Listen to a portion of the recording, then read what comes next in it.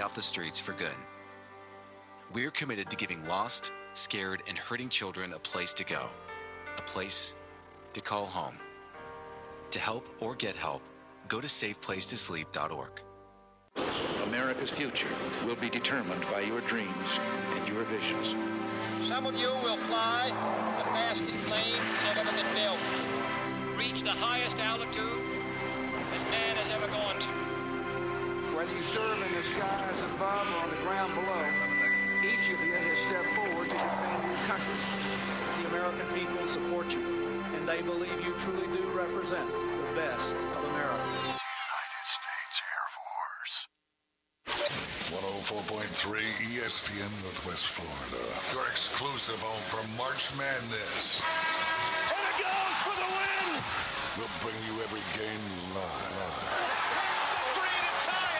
It's the NCAA Men's Basketball Tournament, college basketball's premier event, and it's all right here. And the dream is alive! 104.3 ESPN Northwest Florida. There's no need to fear. The Underdogs are here. The Afternoon Underdogs are on the air. What time is it? Broadcasting from the Rip. Welcome in, ladies and gentlemen, to the Rib Crib Radio Room. You're riding with the Afternoon Underdogs. I'm your host, David Hayes, along with Boston Tim and Old School. We're the Afternoon Underdogs. It is Tuesday. Not literally, it's Wednesday, but there's twos across the board. 2022. Twos across the board. Welcome into the Rib Crib Radio Room. 850-215-6290 is the number to call. Be playing trivia today. The question is, how much does the Lombardi Trophy weigh? We'll open up trivia. Actually, you know what? We've got a lot of guests today on, so trivia is now open. How much does the Lombardi Trophy weigh? This is for your chance to win 2 tickets. VIP tickets to Beat Down at the Beach. This time it'll be at the venue of Edgewater. What do we got going on with Beat Down at the Beach? Boston Tim. Oh, it is going to be live, as always, guys. The 23rd event that we've had so far. It's going to be really exciting.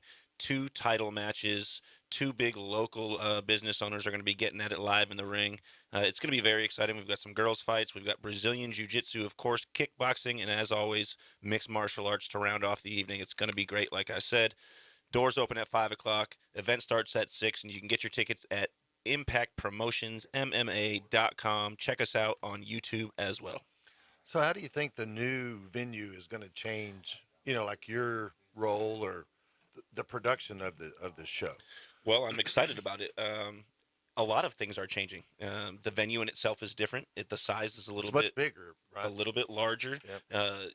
Size-wise, vertically, Yep. It's got 27-foot ceilings as opposed to the 18-foot ones. So it's going to be a lot louder. The acoustics are going to be better. The sound guys can get more production equipment in there. Sure. The video guys are going to have more equipment in there as well. We're excited about all of it, really. That's awesome. And then on top of it, they don't have the no offense to the other place. The other place is great, but they don't have large posts in the middle of the room. Oh, yeah. So the it's sight nice to lines just are have a lot better. Right, a completely open room, which will round things out for viewing for us, the spectator. That's awesome. And, the Edgewater is such a great facility. The only thing you have to be concerned about is getting there in time to find a place to park. Right, and thankfully we will have shuttles there, so you can park at the shops at Edgewater. You can park across the street by Allen's store. Right next to Golf Plus. Yep, absolutely. And they'll shuttle you over. Absolutely. Oh, that's fantastic. Yeah, make some plans in the day to go check out Golf Plus before and then take your shuttle over there. That's what they're to do. Doors open at 5 o'clock, so plenty of time to get over there and check out Allen's place. It's a great spot to check out before you come over and see the fights. How much does the Lombardi Trophy weigh? We've got Buckeye Don on the line. Buckeye Don, give me an answer. I'm going to go with 7 pounds. 7 pounds is the correct answer. Thanks so much. You know where we're located at, right? Yes, sir. All right. You got your 2 tickets to Be Down at the Beach 23. Come pick those up Monday through Friday from 9 to 5 p.m. And we'll see you there at the event. You've got till, really, you'd want to come pick those up before next Thursday. Not a problem, man. Will do. I'll be looking forward to it. All right. Thank you so much for the call. And as always, give us a holler, 850-215-6290, and give us any thoughts or topics you'd like us to jump into. National Signing Day is tomorrow, and we've already had some big splashes. Texas A&M making a splash and then getting splashed on. So they have signed five-star defensive end Shamar Stewart to their already, which is looking to be the number one recruiting class. We'll see what happens here leading up to tomorrow and what happens tomorrow. He's a number 6 prospect overall, top defensive end, 6'5", 255 pounds from Monsignor Edward Pace High School in Miami. He had a final 3 list of Texas A&M, Georgia, and Miami, and now's headed to Texas A&M. And then you also had 5-star linebacker Harold Perkins, who was choosing between Texas A&M, Florida, and LSU, and he has taken his talents to Louisiana, not South Beach, but Louisiana. And he did say, though, if Mario Cristobal had more time recruiting for Miami and Kevin Steele, maybe they made that decision a little bit earlier. We'll dive into that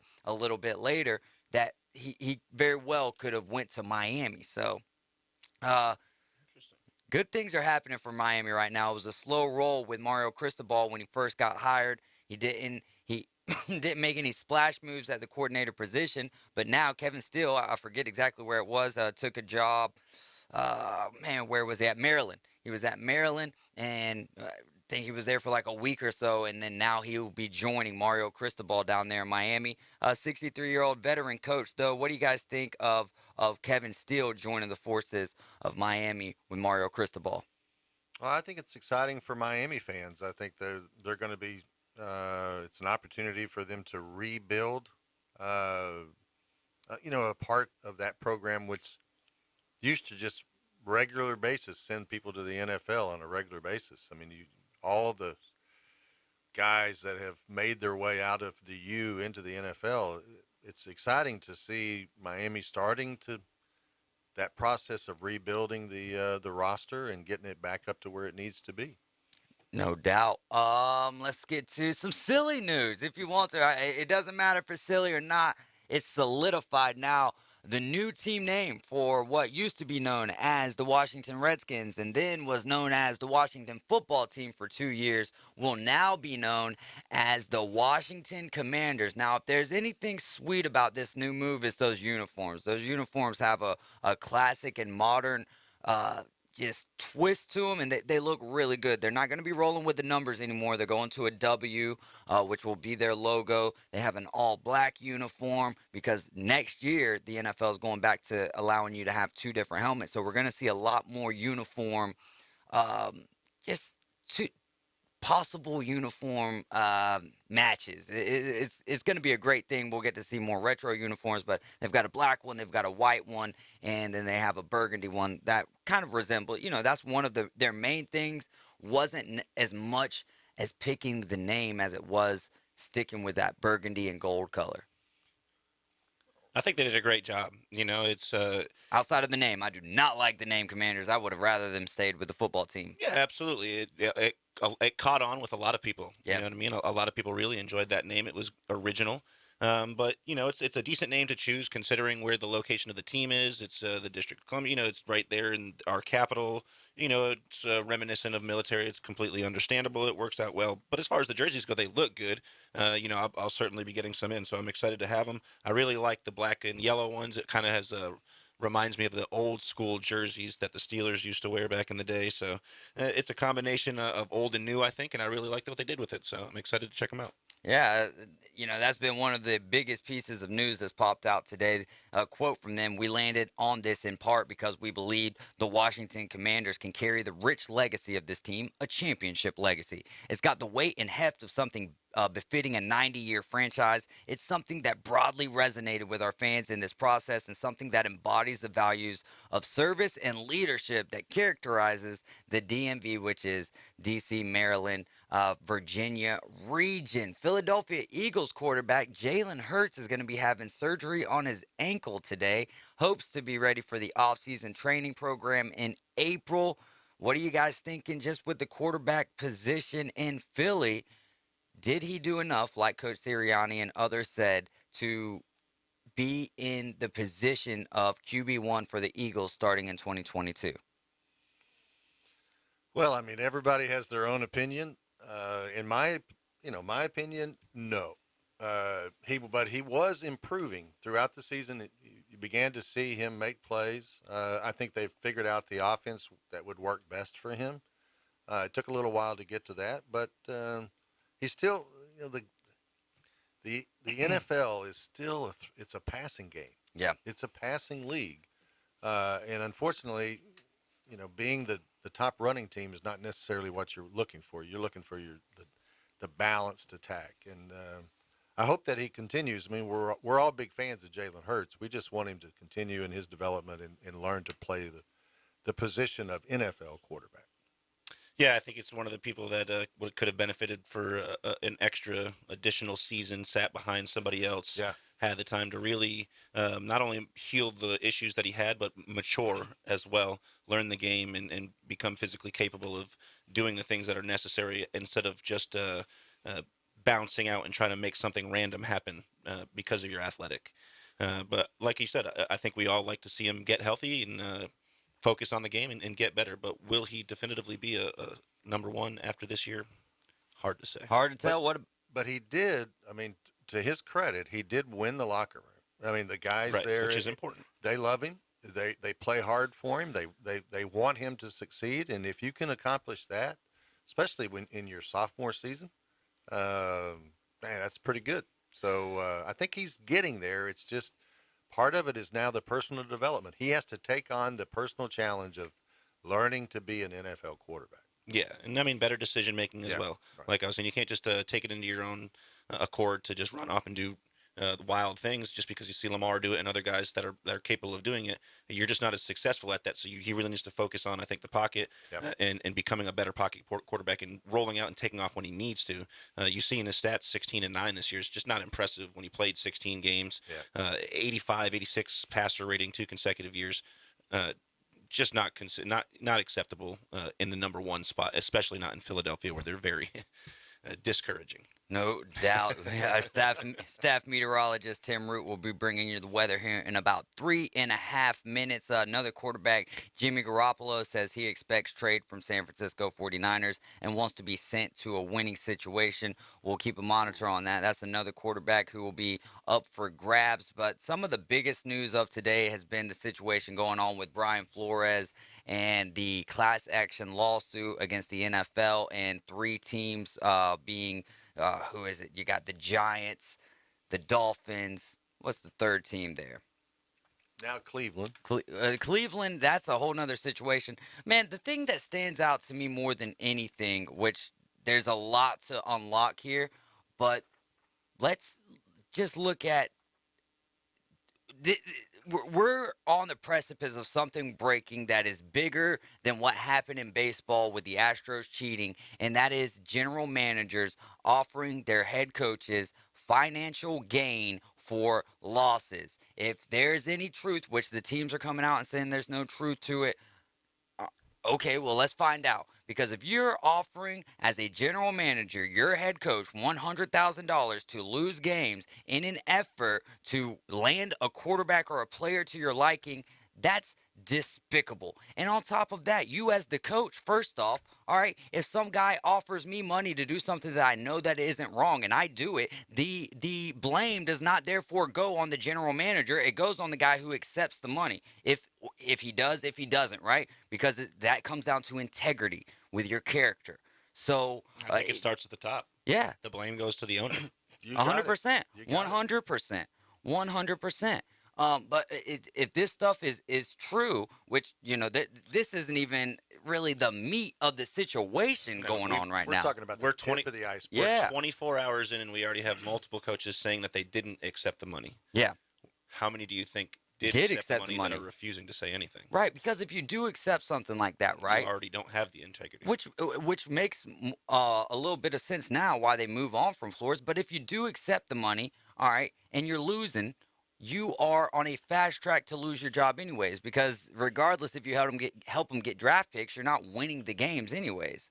So very despicable there by the general manager and Ross. And so some highlights: he yet to officially interview for the job, and Belichick texted Brian Flores and said congratulations. He meant to text Brian Daboll, but he texted Brian Flores, said, congratulations. And then Flores goes and interviews for the job, and he already knows, like, I have no chance of getting the job. And I can only imagine how that feels if you're going to interview for a job that's already set up. Now, if the Giants didn't go with Joe Shane as their general manager, maybe we're talking about a different story, but everybody was already talking. Once Joe Shane was hired, it was going to be Brian Daboll. But still, why have a guy come? I understand the Rooney Rule, but why even wait? You're wasting Brian Flores' time at that point. I got a question, and maybe you guys can dive into it if we have time. I thought about it yesterday, and I defended the other side, but let's think about it. So yesterday I said, Belichick's 69 years old. He's about to be 70 years old, April 15th or something like that. So right around the corner, he'll be 70 years old. Maybe he unintentionally sent that text message to the wrong Brian. Mm-hmm. But did the Bill Belichick we know actually unintentionally send a text message to Brian Flores as opposed to Brian Daboll? Or was it a calculated text message, maybe a whistleblower, knowing that Flores would progress with it and do what he did? Well, and also because they worked together. Flores worked for Bill. That's a sneaky great point right there. What do you unload that a little bit if you can, old school? What are you thinking? I think there's a real possibility of that. I mean, but I think that this will trickle off to other sports. Mm-hmm. This is going to trickle off into the NBA. It's going to trickle off into Major League Baseball. And especially with what Scott Boras just got done saying at the end of the season. So they're going to have to try to look into this. Look into it. And any time when you start affecting the competitiveness and the so that the game is real, if you're going into it saying we're going to tank, now you have just put a tarnish on a product that is, what everybody believes in. Everybody believes that we're all going out there. Both teams are giving it their best. The best team is going to win. But if one team is saying, no, we're not going to give it our best, from a leadership standpoint, I don't think the players would do that. Right. But from a leadership standpoint, coaching staff, whatever, I think this is going to have ripple effects. I tell you across the board. You would never see that in the PGA because we've got integrity. All right, we're going to take a short time out, and we're going to get Alan Watson, owner of Golf Plus, on the line with us. Weather coming up with Tim Root very shortly.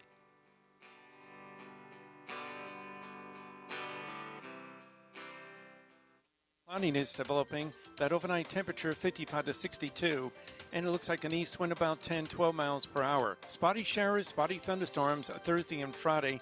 A slow-moving weather front coming in. It'll be breezy each day. The high Thursday and Friday figure about 68 to 72 degrees. This weather forecast has been brought to you by Offord Tire and Service Center in Callaway. For 104.3 ESPN Northwest Florida, I'm meteorologist Tim Root. 104.3 ESPN Northwest Florida. It's the Coach James Hale Show, weekday mornings 7 till 9 on your station for the best local sports talk. Auburn's got some great fans. They really do. And now basketball, the number one team in the country. I think truly what Bruce Pearl has done is one of the great coaching jobs in Auburn athletics. He does things right, guys. He's an ambassador for Auburn athletics. This is an everything school. ESPN Northwest Florida. At Slim Chickens, craft means something. Craft means bacon. And oh, so crispy. Craft means a good cayenne kick. And all-natural buttermilk marinated, made fresh, perfectly fried chicken. All served on toasted brioche buns. At Slim Chickens, craft means quality. And for a limited time, try our new Memphis-style barbecue chicken sandwich. Try Slim's Craft sandwiches today. Slim Chickens. Golf Plus is your premier golf shop on the Gulf Coast. Not a big box or a chain store, but a local store with golf experts to serve you. An amazing array of demo and fitting products, plus a professional repair shop that can handle anything from a basic re-grip to a full set of re-shafts and everything in between. Golf Plus has locations in Dothan and Panama City Beach to serve you. Come see them today for all your golf needs. Located next to Firefly at the shops at Edgewater. Call 850-249-2726. If you're renting, you may want to listen. A renter's policy from Progressive is a great way to save money and stay protected. Johnny Ellis can help you protect the things your landlord doesn't. The team at Ellis Agency Insurance can help you save even more by bundling your renters and auto policies from Progressive. Johnny Ellis has your back, along with your belongings. Call Ellis Agency Insurance at 850-763-1627 or visit ellisagency.net. Progressive Casualty Insurance Company and Affiliates. Live from the Rib Crib studio. Hot takes, the latest trades, in-depth interviews. That is my reaction. We break it down for you right here. Very big springboard for the rest of my career. The Afternoon Underdogs. That's the problem right there. 104.3 ESPN Northwest Florida.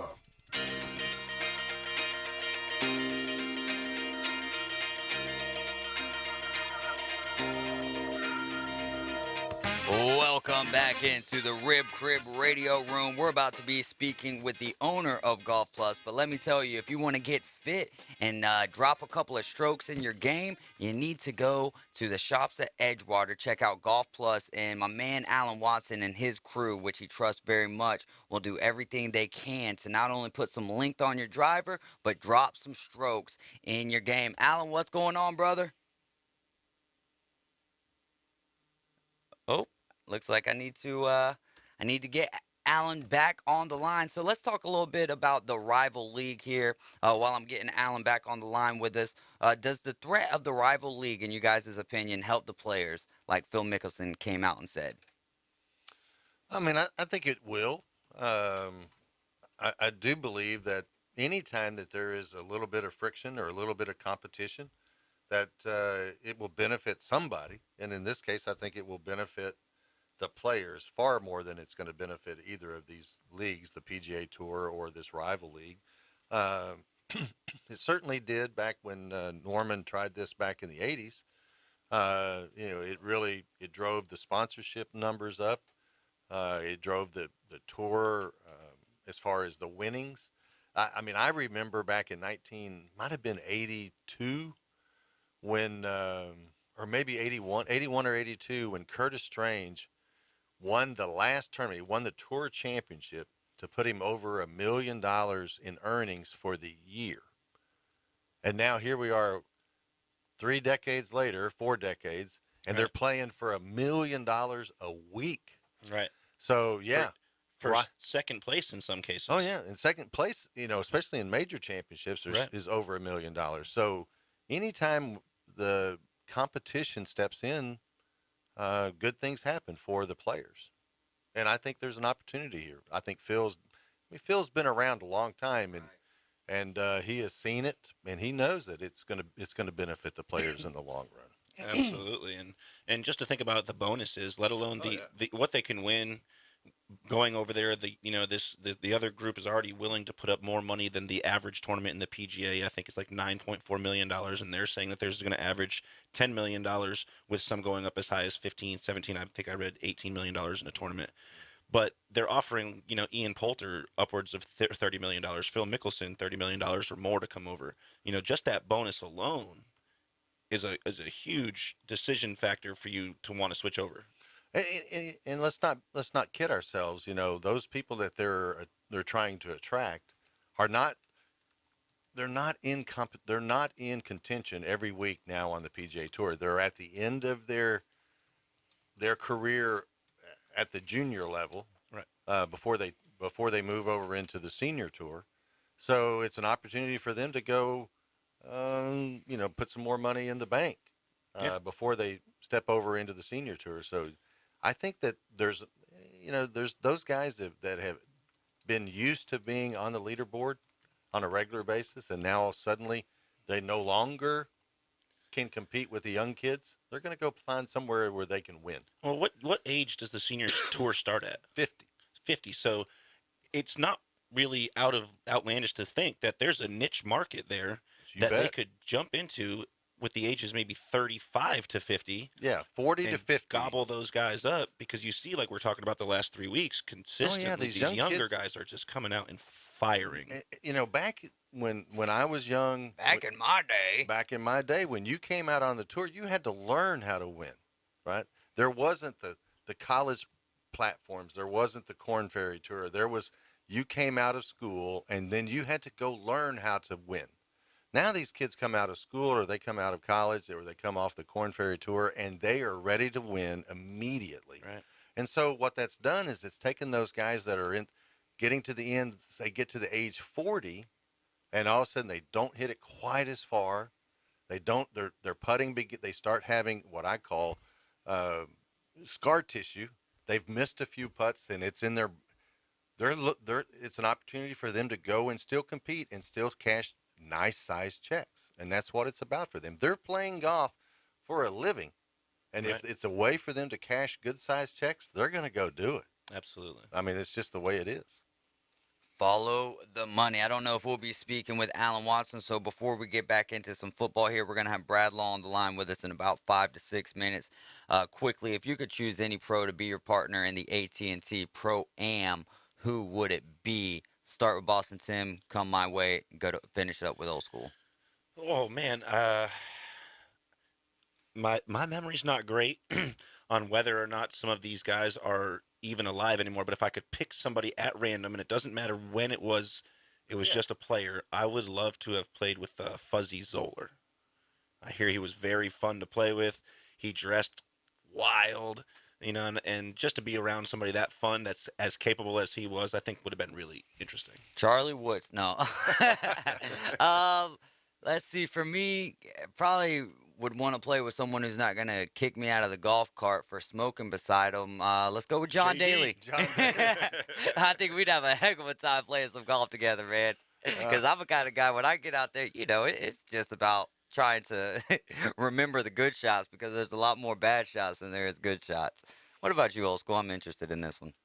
For me, there's one player that I would love to go be paired with in a situation like that, and that would be Ben Crenshaw.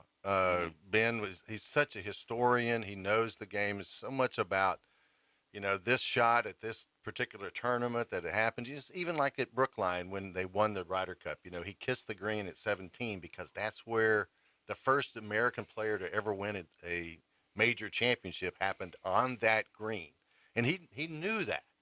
So being able to just spend 2 days with Ben Crenshaw, by the way. It is Brookline, but to spend 2 days, on a golf course like Pebble Beach and those courses that they get to play in that, oh man, what a treat that would be. Plus the guy can just roll the rock still. Oh man. Since we don't have what'd you have? Nothing. Brookline is it's a beautiful course. I've walked it multiple times, but I've never actually been able to play it, and I've always wanted to play it. And there's a famous movie with Shia LaBeouf in it. Yeah, greatest game ever played. It's a true story played. called The Greatest Game Ever Played. Yeah. About a Francis we met, who I know, one of the descendants from the family that still lives in Massachusetts, of course. But he was like a 19-year-old kid that never played on tour or anything like that. That was a his caddy. local He club was a caddy where at he caddied. Brookline. Exactly. Yeah. And he needed to fill in for whatever particular reason. I don't know if the true story is as accurate as the Hollywood story, but very interesting to see that not only did he make it to the final round, but they pushed it to a playoff, and he beat the number one player in the world at that time, Harry Varner. Yeah. Wow. And Ted Ray was the other one. Those were the two Who major was Europeans. kind of like your John Daly Yes, of exactly England right. That's back exactly then. right. He was like a 6'4", 300-pound man that just walloped the ball. Walloped is a good word. And we met That is a good word. was a kid that was just he was a caddy, worked in the shop, and there was a guy there in town who built clubs, and they got him into it. And he couldn't even, because he wasn't a member, he couldn't even come to some of the functions. Right. But yet he went on to win it, and it really started the golf development in the U.S. Yeah, and being that he was a caddy, and it was the biggest event of the year, the U.S. Open playing there. Yep. There was no caddies available for him either. So So got he had to get a kid out of middle school Yeah. to carry his bag for him for the entire weekend. What was it? The read it, roll it, make Hold it. hold it. That was it. Read it, roll it, hold it. I want to get back to the Flores situation for a quick second here before we get Brad Law on the line. And Raider Dennis shoots a text in and says, as messed up as the situation is, I don't think Brian Flores will get another head coaching gig. Don't get me wrong. He is standing up and taking the hit for other deserving coaching candidates, and that alone shows the character and where his heart is. And I think that text right there kind of embodies everything, because he is taking a huge personal hit for the betterment of coaches in the future.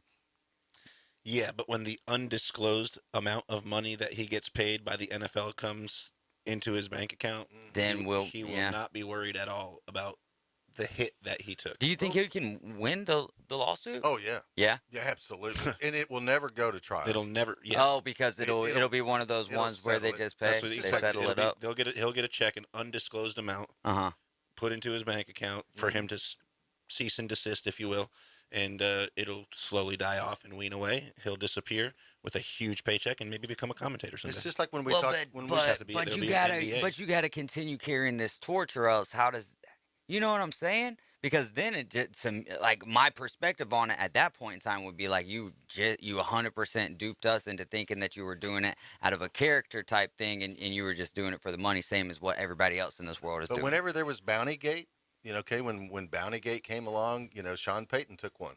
They suspended him for the year. He sat out, came right back, just went on. Yeah. In the same case here, when we talked to Dan Lutz about the situation with Deshaun Watson? No, with the team in Los Angeles, the Rams. Oh yeah, with Kroenke. The people there in St. Louis were suing the NFL. That's settled for a sizable amount of money, undisclosed. And in this case, it will be exactly the same way. You heard it here first from Old School. We got Brad Law coming up next. We'll be talking about that huge win by Auburn last night against Alabama, 100-81. And don't forget, right here this weekend, 104.3 ESPN Northwest Florida has Auburn and Georgia. Cover starts at 11:30, tip-off at 12. ESPN Northwest Florida.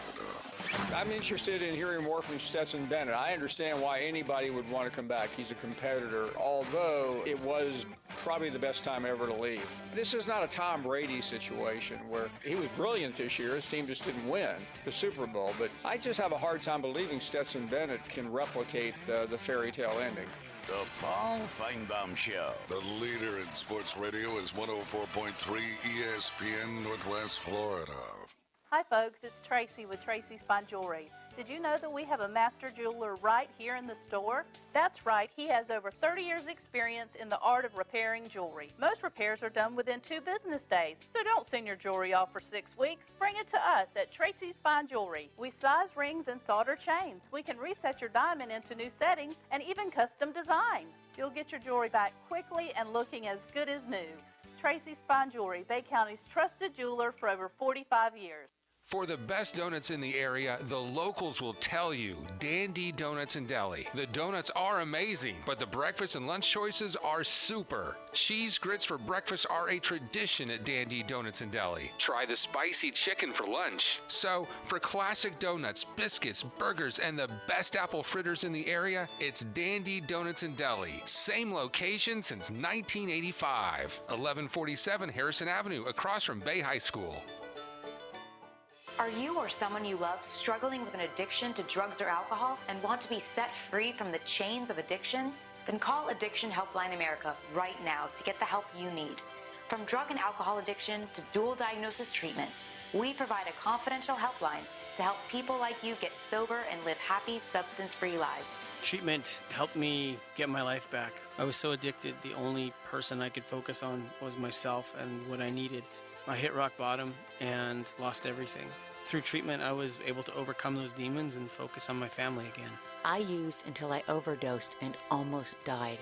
That was the end of the road for me. After seeking treatment, I now have hope.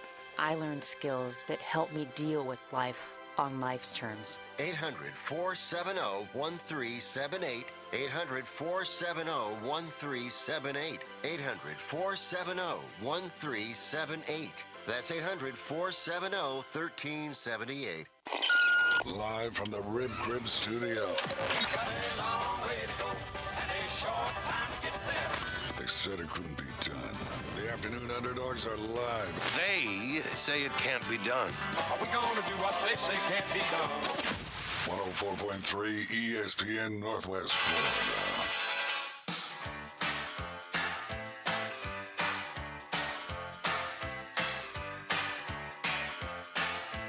And we are back in the Rib Crib Radio Room. I'm your host, David Hayes, along with Boston, Tim, and Old School. We've got some great stuff happening for you this weekend. Not only do we have Auburn and Georgia, 11:30 for the coverage, 12 o'clock tip, but following that game, 2:30 coverage, 3 o'clock tip, Baylor, Kansas. And we had some great college basketball games last night. Both of those teams got some big-time wins.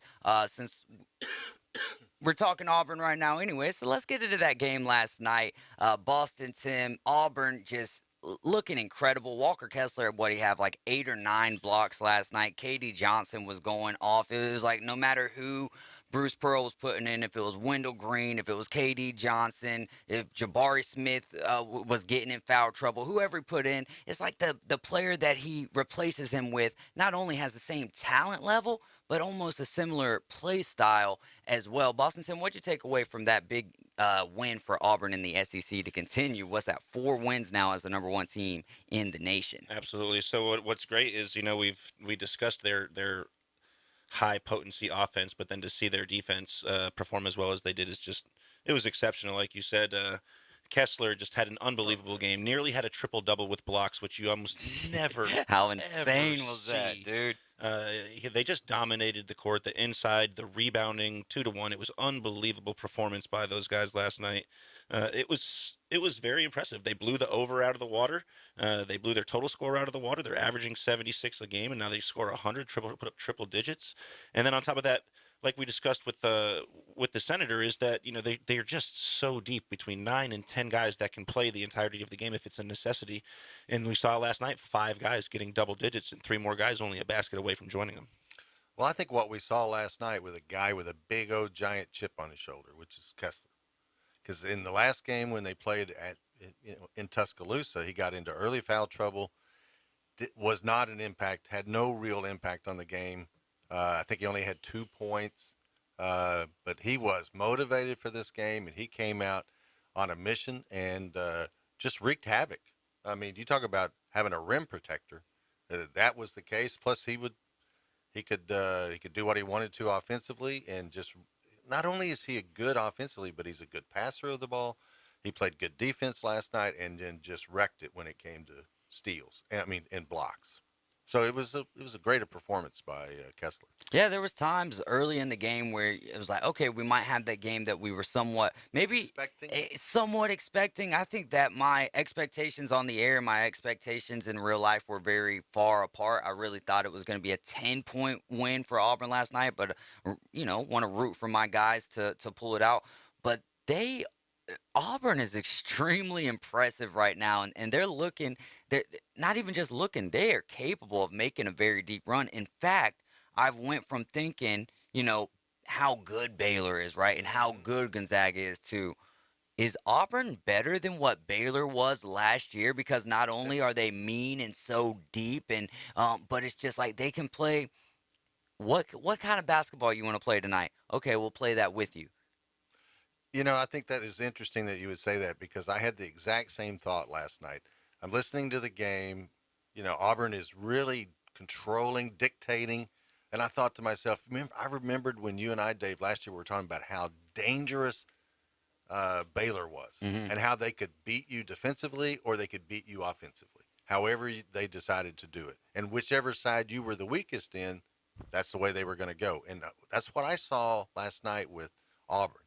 If you want to run, they can run. If you want to slow the ball down and play more of a half-court game, they can beat you that way too. And they can beat you defensively, or they can just outscore you, either way. And they're in great shape, right? Oh, yeah. You see that in their defense, and you see that's what you'll notice a lot in college, is the teams that get tired foul a lot. And you saw that with Alabama last night. Oh, how many times did they go to the free throw line last night? 35 plus, I believe. 30 fouls to 17, I think it was, right? So, I mean, unbelievable difference right there. And we talked about it yesterday about how Auburn has the ability to defend without fouling. And that's the key. I mean, anytime that you can not let your opponent score with the clock stopped, you're in the positive there. And they were able to play good, solid defense without fouling a lot. And it was opposite for Alabama. And it was the opposite for Put Alabama. Auburn on the line 39 times, and they made 31 of those. Yeah. And you put up 100 points on what does Nate Oates, I'll let you get right to it, but what does Nate Oates, they shoot a lot of threes, right? But what determines the possibility of how many times they shoot from the arc? How good of defense they play. Right. Mm-hmm. And they took 39 free throws, but they didn't go to the line 39 times. They shot 39 free throws. Yeah. So if you're getting two shots per time, it might have been 18 times they went to the free throw line. Oh, because there's only 30 total fouls that the team had. They shot the ball 39 times is what I meant. From the free throw. But they stood at the free throw line 39 times. Yeah, I get exactly what he's saying. He's clarifying that it wasn't 39 fouls. It wasn't 39 right, fouls. That our statistics 100%. aren't different. Yes. Because there's 30 total fouls by Alabama as opposed to 18. Yeah. No, Auburn, big difference. Again, played unbelievable defense. There would be if it was 39 fouls on one team, the SEC would probably be looking into those. Well, I mean, it was 30, so it really wasn't far off. Yeah, right? that's a fact. 33% off from hitting it. So, again, it was a great game and well balanced, right? So we saw 51 points in the first half, 49 points in the second half. Just an overall great game. And again, like we said, everybody participated in the game for Auburn, whereas for Alabama, they only had 3 guys in double digits, right? And their guards were really trying to hold that game together, but they were kind of just too small to do it. They're getting D'd up. They had the ball stolen from them multiple times between Quinterly and Shackelford. And between the two of them, 6'1" and 6'2", they're just not able to do anything down low with the guys that Auburn had. Again, like I said, they dominated the rebounds, the offensive boards by 5, the overall boards by 10. So, but we often evaluate, like we did last year with Baylor. We evaluate a club based upon their guard play, right? But with Baylor, I mean with Auburn, yeah, it's more the front line.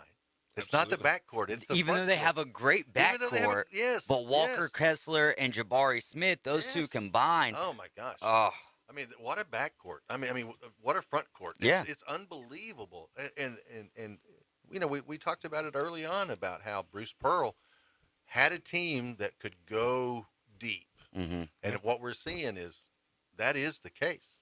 And it's going to be an exciting season. It really even is. Wendell Green, he's like 5'11", 6'6", because he's got like a 41-inch vertical. Yeah. So when you see him hop in there to grab a rebound, and his knees are at somebody's chest, but his hands at the same height as somebody else's hand, it's pretty impressive to watch. Dude, KD Johnson last night, number 0 for him. The crowd was already electric and has been electric for some point in time, or for some time this year, just with that number 1 ranking, some of the big wins. I mean, they've only lost 1 time this year, right? But KD Johnson at very pivotal, critical moments last night in the game just, I think, brought the crowd to a whole nother level. Chris Beard visiting Texas Tech again for his first time since taking over as the Longhorns head coach.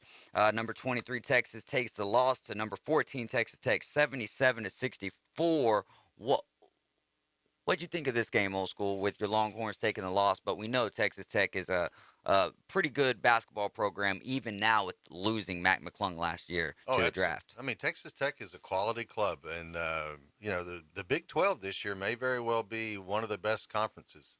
But having Beard go back to Texas Tech, back into that Lubbock gym, that arena there in Lubbock, tough situation. I knew it was going to be hard for them, and it turned out exactly the way I expected it to. About a 10 to 12, 15-point loss.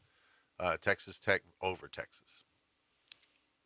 Yeah, and it was very similar to the other game, right? We saw Texas Tech, their defense was great. They shut down Texas. They held their 3-point shooting to 25% last night, and overall field goals they held 40%. And you have to in college expect be between 45 and 50% all year long, especially if you want to compete. And then when you come into another gym, like you said, Beard coming back to where he previously was, it's going to be higher energy level, not only from the fans but also on the court. On the court, and that's why you saw the double-digit blowout. Because all those kids that that were playing for Texas Tech last night, the vast majority of them were recruited by Beard. Absolutely. And so they were motivated. There was a lot of motivation there for them to step out there and, what is it, Dave? Give them the horns down. Horns down, no doubt about it. I just got a text in from my buddy Heath, and his wife, Caroline, was driving and heard me on the radio talking about Auburn basketball. She knows how big of an Alabama fan, so she had to tell Heath to text me and let me know that she appreciates it. Well, Caroline, a little War Eagle Wednesday, because that's what it is. And if Brad was on, I'd be saying it, War Eagle Wednesday. But I really do appreciate you listening, Caroline. Thank you so much. Kansas last night in a big one, right? They really needed to kind of bounce back from. They got whooped by Kentucky. That's right. Yeah, they got whooped by Kentucky, and Kentucky's on a run that the rest of college basketball should be worried about, even Auburn included in that, because when those 5 guys are healthy, the talent level is off the charts, and then, Coach Cal is still Coach Cal, even though sometimes he gets that knock for maybe not being as good of a coach with the talent that he's got. But what did you take away from Kansas in their win last night, Boston 10? Well, David McCormick really, he really shined last night. He really seemed like Stretch Armstrong. Yeah, 14 rebounds last night, and it looked like he probably could have had 20. He had about 6 or 7 tips there that really should have been his. But, as we know, Iowa State's got a lot of fast, athletic guys, and they snatched a couple out of his fingertips. But he really had the opportunity to get 20 rebounds last night. But even 14 out of the team's total 34 is very impressive. And then again, like you said, the team just looked good. They're playing fantastic. They only have 3 losses this year, 18-3. Whether they're traveling on the road or not, they're looking great everywhere they go. I think they only have 1 road loss this year.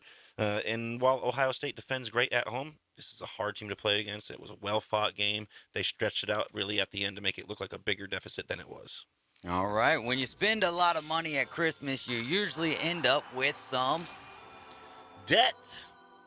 That's right. That's the code word of the day for the Grand Slam of Cash. Take that code word over to... I try to block that out. ESPNPC.com/contest, or head over to the 104.3 ESPN Northwest Florida app for your chance to be one of our 2 weekly winners for $1,000 in cash. We're going to take. Did you say $1,000? $1,000. That's a whole stack of Rooney, man. I had some great questions for Brad. Hopefully we can get them on sometime at the end of this week. Signing day, though, it's a big day for everybody down there or up there at Auburn. I guess Boston Tim's right. I say everything's down there.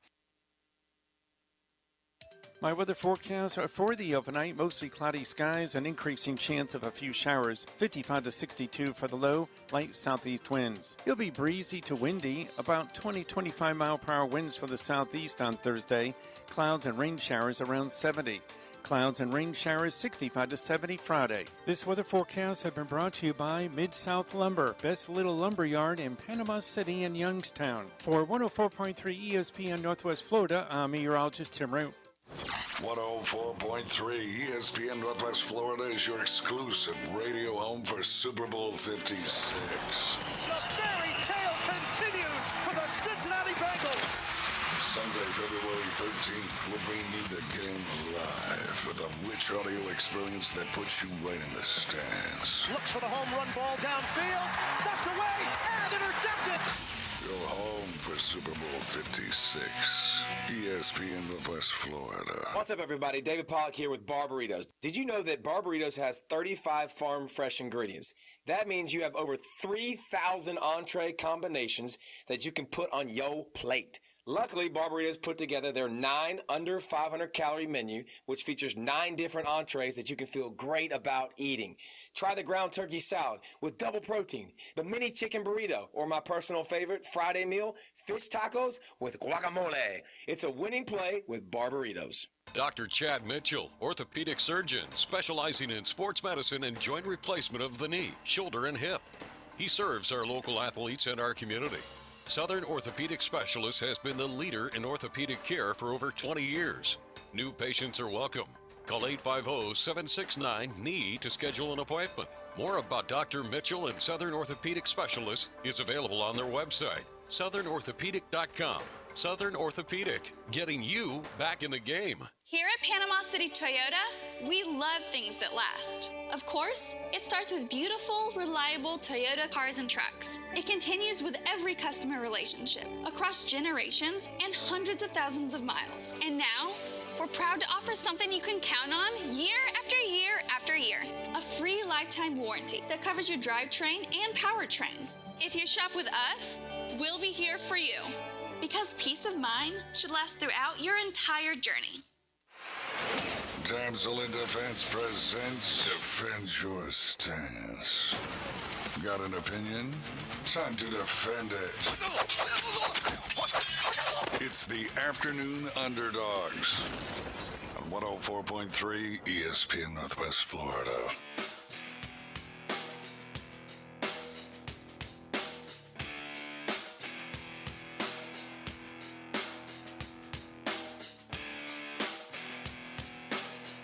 And we're back. You're listening to the Afternoon Underdogs here on 104.3 ESPN Northwest Florida. This is Defend Your Stance. We will have Brad. I love watching I was waiting for you to slide a button. I was like, do I just go? I mean, we were sitting here and Dave's like, I got to go. It reminded me of when I was in high school and talking to girls on the phone and Dad would walk by. I gotta go. Yeah, but you don't say it as loud though, right? It's more like, I gotta go. I'll call you back later. Whenever. I gotta go. Dr. Dave Octavius over here with his 8 hands working his 7 screens and telephones and microphones and boards. We just got a call back from Brad Law, and he was like, "Hey, sorry, time got away from me." So we're gonna get him on at some point tomorrow. We're gonna have Kerry Miller on tomorrow. We'll be talking some college basketball. We'll have Andrew Weiss on, talking some hockey.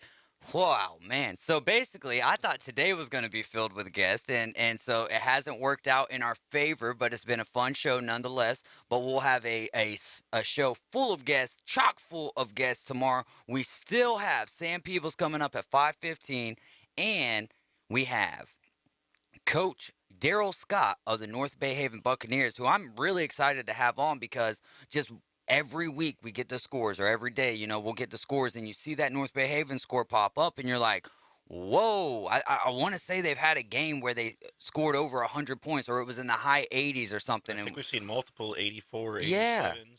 Maybe even a 100-point game. You're talking about it. Exactly. You got a kid over there, Christian Bibbs, who's just making noise. They're having a great season, so excited to have him on the phone. But this is Defend Your Stance, and it's brought to you by Emerald Coast Damsel, independent damsel pro for damsel in defense. They're going to be in Tallahassee this weekend, Columbus, Georgia next weekend. We pity the fool who doesn't use our tool. All right, Boston Tim, you brought this question in. Are we in a new era for football, college and professional? Well, I think that we've been watching over the course of the last couple of years a transition for sure. I don't think that we're necessarily quite into a new era of football, but I see the transition. The writing on the wall. Absolutely.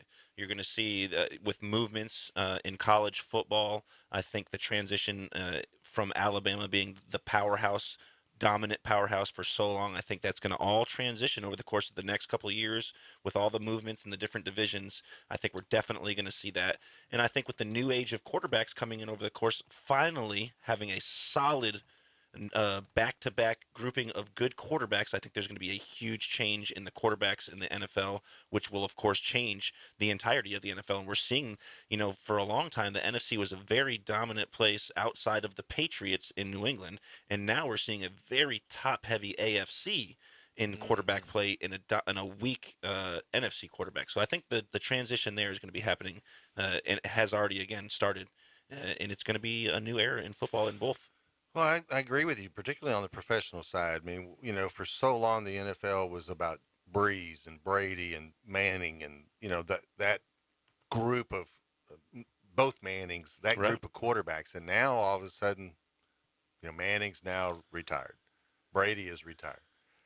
Breeze is retired. And it's all these new guys. It's the Mahomes. It's the Fields. It's the kid from the Allen and Josh Murray Allen, and I mean, you just even go down Jimmy G and yeah, absolutely, Burrow and all this, and that's exciting to me is to see these young quarterbacks come into the league and where are they going to take the league. We saw how Manning changed the league, how Brady changed the league, how Breeze changed the league, right? From just the ability to put the ball right there. I mean, it changed it. It'll be interesting to see how these young kids, what they do to change it. Right, and then the NFL in itself has really given a lot of help to the offense, right, over the course of the last 8, 10, 12, 15 years. And we're seeing that statistically with quarterbacks. And you see new guys, young guys, fresh guys coming out, firing off unbelievable stats. You know, Tom Brady, 22 years it took him to get to 85,000 yards. And we talk about statistics that people maybe will never break. Well, I disagree with that. I think that with this transition, the new offense, the ability for offensive quarterbacks to not take hits, and there's so much pressure on defensive players to make the right moves so that nobody gets hurt and they don't get penalized, that the statistics that these guys are going to get with the ability that we have and the class that we've seen in the last 2 or 3 years, you know, Joe Burrow coming out breaking records, Herbert last year putting up 4,800 yards in his rookie season. You know, if you continue with that, you can easily get up there and get to Brady's numbers in 18 years, let alone having the last 22. Yeah, and as you mentioned, you know, the rules to protect the quarterbacks will allow these kids to play Forever. long, like, you know, just like Brady did. Right. Whereas the guys before, the Montanas, the Aikmans, those guys, you know, they just got pounded to the point where their careers, if they could play 9 or 10 years, that was a long career. And they don't all have to stay till they're 23 years old. Right. And sit a season or 2 seasons or 3 seasons behind somebody else.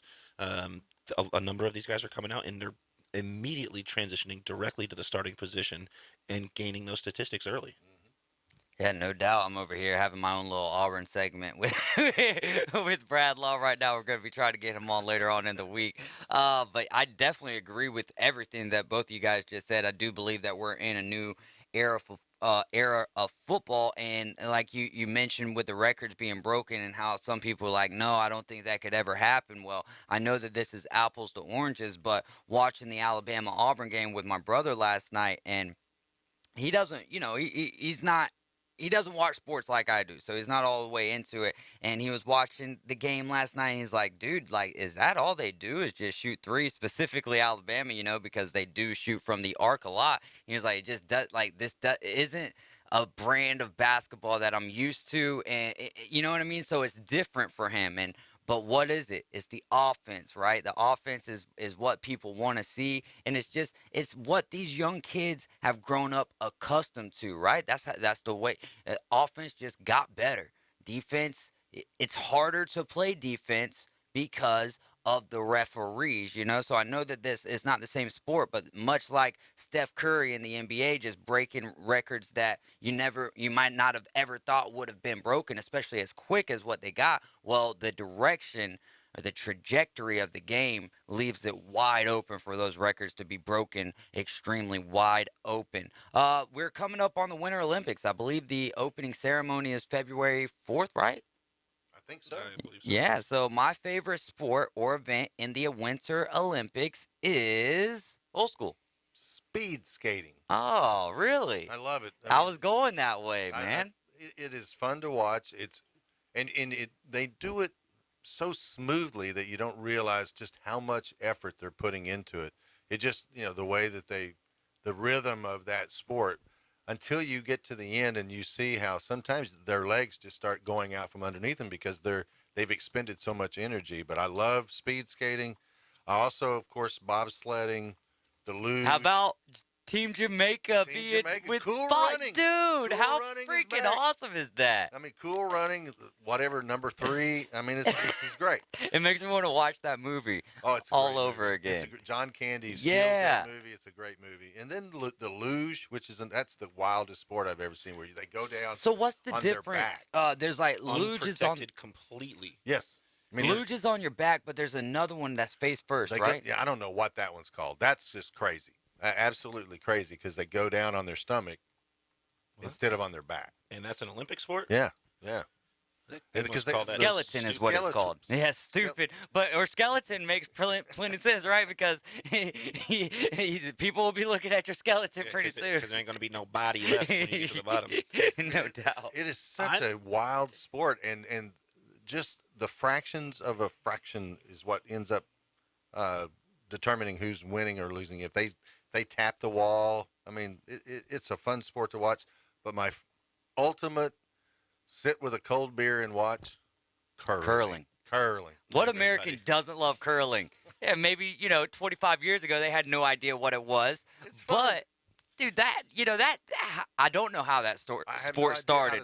But I imagine that it started in like a warehouse where guys were kind of bored and they were figuring out ways to move stuff a little bit quicker, but they had to have it stop in this direct spot. And, there was getting a little bit of sand on the ice or whatever, so they had to get brooms in I don't know, man, but what a sport curling is, because that's got to be numero uno, right? I mean, to me, when I see that sport, I think about, up there in Canada, maybe the only thing to do is to go to the bar. It's so Canadian you get cornhole. The bars are playing against each other, and they're just drinking. Oh, yeah. And they're throwing that thing down the ice, and it's probably being played in the parking lot first. Yeah. You know what I mean? It's just such a cool sport. There's a different variation of it everywhere you go in the world. Really? In Italy, they have bocce. Bocce ball. It's a similar concept, but played on sand. Okay. So is that with the balls that have like the ropes on them? No. No, that's ladder ball. Oh, ladder ball. Okay. But for me, for winter sports, of course, in my particular generation, I think it became a very, very popular with the X Games and things like that. So snowboarding for me, the different variations, whether it be slalom, freestyle, or half pipe, I really enjoy all of them. I think I'm very interested in seeing. I never really paid close attention to it, but my cousin that was just here, Mark Costa, has been with this very unbelievable, beautiful woman that has really helped straighten out his life. Thank you, Petra. But she's a nationally ranked biathlete, and so she did the biathlon for her country. So I'm anxious to look more into that this upcoming winter. And then the monobob, I'm really anxious to see. I am completely unaware. I got 20 seconds. Monobob is a new competition, and it's one individual woman bobsledding competition. And it'll be starting this Olympics. Oh, cool. Look forward to seeing that. So I'm anxious to see that. We got a lot of stuff going on. We're going to take a short time out. We're up against the hard break.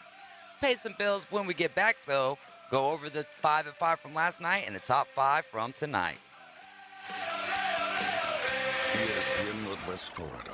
Mike Greenberg. This is Greeny. I tweeted when Shefty's News came out on Saturday, if there was a Mount Rushmore of American sports history, Tom Brady's face would be on it. The reaction to it was obviously very strong. But that does then bring up the question. If you were making a Mount Rushmore of American sports history, what 4 faces would be on it? Weekday afternoons from 2 till 4. 104.3 ESPN Northwest Florida. ESPN Northwest Florida are proud members of the Panama City Beach Chamber. We'd like to welcome the newest members to the Beach Chamber. Gulf Coast Tree Specialist, Harborage Yacht Club, Island Fin Poke, Keller Williams Success Realty, Cindy Cleghorn Realtor, Serenity south of the spa on Harrison, Margaritaville Beach Cottage Resort, Panama City Beach, and Tidal Wave Auto Spa of Panama City. Congratulations from the area's only sports radio station, ESPN Northwest Florida. Hi, this is Coach James Hale, here to tell you about the best car wash on the beach. Blue Sky Express Car Wash. Number 1, they're locally owned. You know Matt and his employees will do a great job. Number 2, Blue Sky Car Wash recycles their water. Number 3, they have the latest technology available. It does an incredible job on your vehicle. Blue Sky Express Car Wash on Back Beach Road is right near Home Depot. Tell them Coach Hale sent you.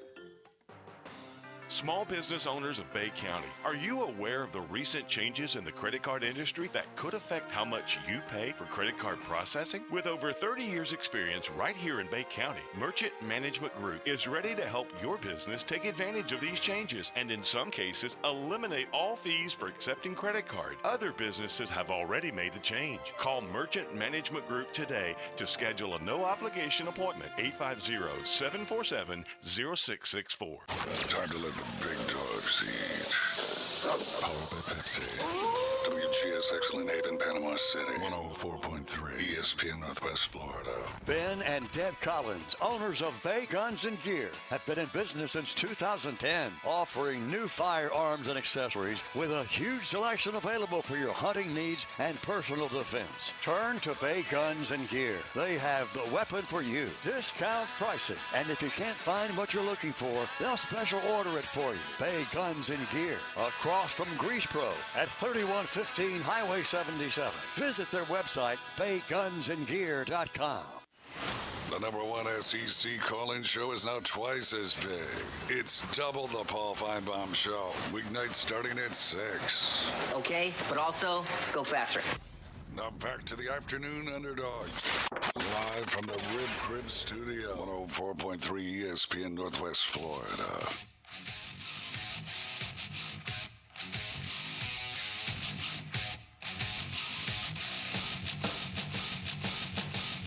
It is the top 5 at 5. If you'd like to be a sponsor to this segment, reach out to me on Facebook at David Hayes or shoot me a text over to 850-215-6290 and address it to me, David Hayes. That's right. You're not going to get better advertising than right here during live Auburn games or even the upcoming Super Bowl. So if you want your company advertised here on 104.3 ESPN Northwest Florida, holler at David Hayes, ladies and gentlemen. Well, Tim, it's the big game. And we might not even be able to get away with that. Can't really say that SB, we got to say the big game.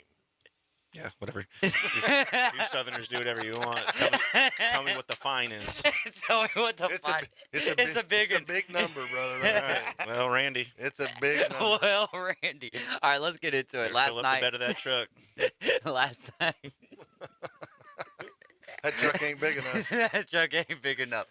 We'd have to combine the van, my truck, your truck, his truck, everybody. That's Randy's star, brother. Okay, you ain't seen pockets that don't have bottoms like that. Come on. All right, hey, so the Suns last night escaped the possibility of them having double-digit losses. So what are they on, a win streak of 11 now? I believe that's 11. Yeah, so they get the win over the Nets last night, 121-111. What'd you take? Yeah, go ahead, old school. I just really wanted to get Tim's thoughts on this because this is just me. Yeah. This is old school. What I saw was a team that played as a team versus a team that had superstars on it. And what I saw was Back in my day. That's exactly right. Back in my day, when we played, it was about sharing the ball, everybody having a role. And that when you watch the Phoenix Suns, that's what you see. Yeah. That's what you see. Fun ball to watch. Right. Versus Auburnish. Yes, very much so. Versus hero ball, where you have these two superstars that are, they're out there dominating it, and it's they put up great stats. It's amazing to watch them play, but when it comes down to it, I mean, when you get a team that's playing as a team, they're going to beat those superstar teams, and that's what we saw last night, in my opinion. Yeah, absolutely. And then on top of it, like you're saying, inconsistency in sharing the ball is probably the most important thing, and you see that in superstars, right? And though you see superstars on the other team, they don't play like superstars. They're superstars off the court, on the court. They're just a team. Right. And that's the huge difference, right? Because Booker is a superstar. Chris Paul is a superstar. Yeah. These guys are superstars for sure. Bridges is going to be a superstar. But what level does DeAndre Ayton make it to? He's there. He's a superstar already. Yeah. It's just there. really health. But so if he was in another market, if he was on another team, would he have a bigger name? Yes. Absolutely. Yeah. He's gonna command a max contract no matter doubt. what. So the Valley is doing it right. Yes. The Valley is doing it right. Yeah, he was the question. number one overall pick for a reason. And what do we talk about? Like in Major League Baseball, we talk about the pitcher not taking too much time because you don't want guys standing around. Mm-hmm. It's the same way on the NBA's hard court, right? You get superstars that are dominating the ball, and then you get three other guys that are kind of standing around trying to figure out where do I go? How do I get involved? Exactly. Whereas with the Suns, they all have a role. They're all moving. Everybody knows where to be, when to be there, how to, and that's good, solid team ball. Right. They're like a finely tuned clock. Correct. Right. Every individual spinning portion in there, while it may seem like it might not be needed, is needed, and it's always doing its part, right? And its consistency is what keeps that clock running and keeps it being perfect. And that's what they have there is they run their motions perfect. They set their picks perfect. They set up their plays perfect. They don't go ahead if they don't need to. And they always, if they have the opportunity when not on a break, they always pay attention to Chris. They don't just freestyle and do what they want. And that's the most important thing because Chris really is, he's the center of that team. He is what sets up everything. So instead of being like the Chiefs, again, a little apples to oranges comparison, instead of being like the Chiefs and having a little freestyle, a little finesse to the game, they're bingling it and keeping it at a consistent clip. You know what I mean? Don't get too far down, and I don't mean that in the score. I mean in the emotion, the mental side of the game. Don't get too far down. Don't get too far up. And I think that you really see that from the quarterback, even though you look at Patrick Mahomes on the sideline, and he's pretty even-keeled as well.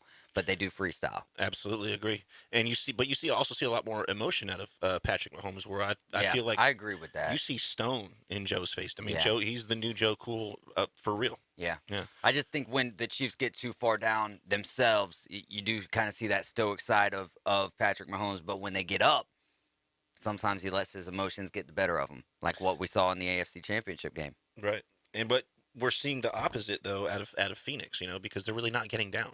Yeah. You seeing these guys and they're blowing teams out of the water in the first quarter. 40-something points last night in the first quarter. Yeah, but yesterday we talked about how, for a while the Suns were winning by 15, 18, right? Then the last few games they were winning by 5 or 6. The reason why they're still, even when they don't have their best shooting or they don't have their best, they're able to win. Yeah. And that's what you want to be able to do. You want to be able to win as, it's like Tiger used to say. He could win with his C game. He didn't have to have his A game to win. And I think that's where the Suns are. They can win with their C game because it's not one guy carrying it. It's not two guys carrying it. A guy can have an off night and then boom, the other guy can boom. I'll drop 22 tonight because we're not having to use me every single night. If Booker gets 18, great. Mm-hmm. If he gets 28, great. That's the thing. It's everybody shares the load. It's not one guy having to carry it. Exactly, and that's exactly what you saw last night. You saw 6 guys in double digits. Wow. Right. And of course, you saw the 2 big superstars in Paul and Booker, 20 and a little bit more, 28 for Booker. It's just a well-balanced, well-run, finely tuned machine, just like a clock. A really well-constructed roster.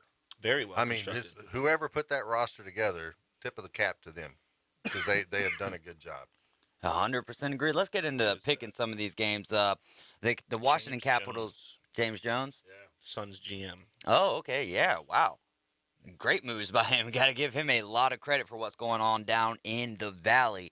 No Navy Chief Keith has got to be excited about the direction that they're headed. Hopefully they don't let them down like they did last year. But the Capitals last night did beat the Penguins 4-3. I really only bring that up because Washington's star, Alexander Ovechkin, has tested positive for COVID.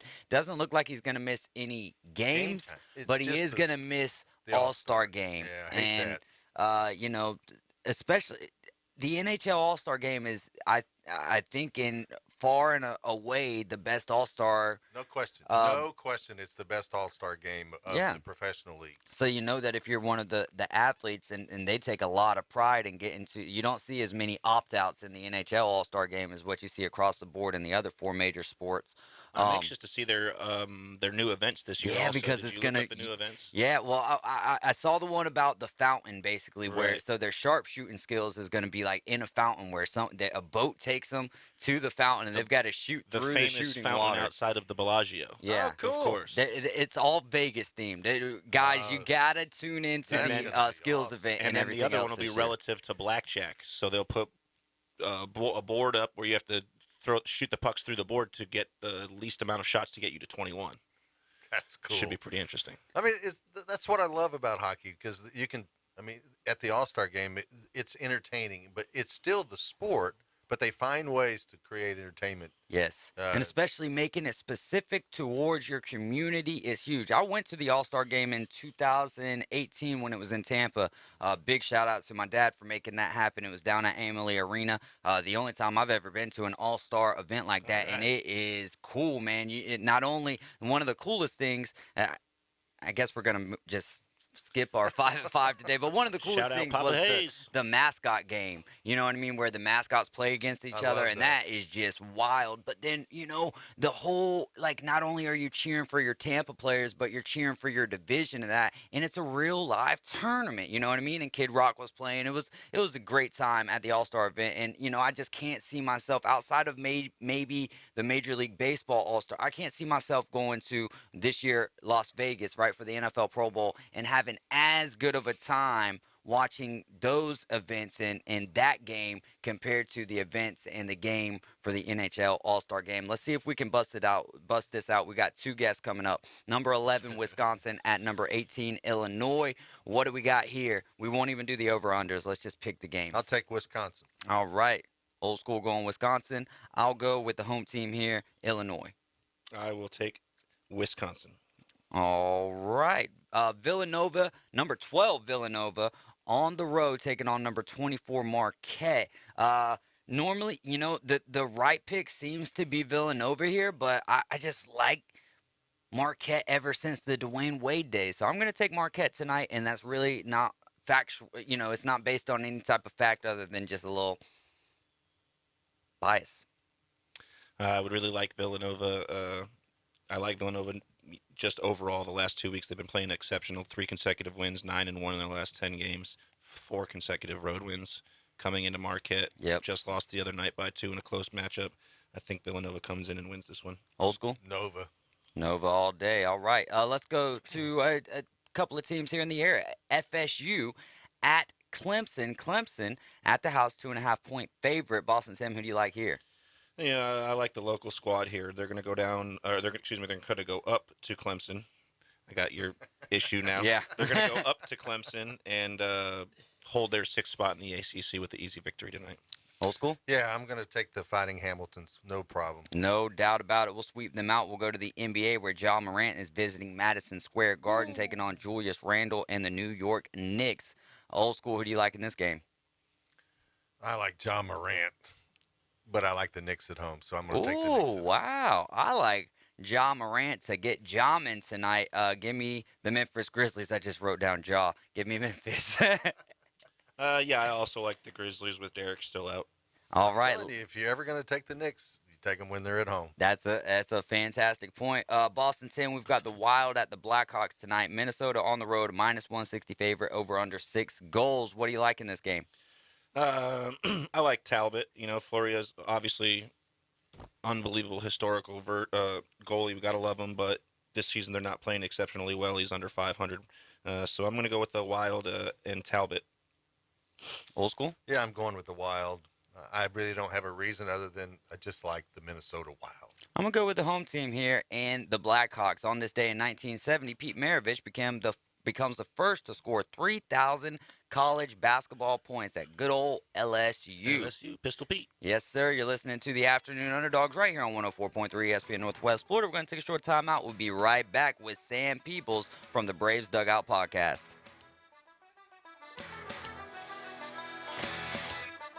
Weather forecast overnight, considerable cloudiness developing. That overnight temperature 55 to 62, and it looks like an east wind about 10-12 miles per hour. Spotty showers, spotty thunderstorms Thursday and Friday. A slow-moving weather front coming in. It'll be breezy each day. The high Thursday and Friday figure about 68 to 72 degrees. This weather forecast has been brought to you by Offord Tire and Service Center in Callaway. For 104.3 ESPN Northwest Florida, I'm meteorologist Tim Root. ESPN Northwest Florida is your chance to win more cold, hard cash. $1,000 could be yours in the Grand Slam of Cash.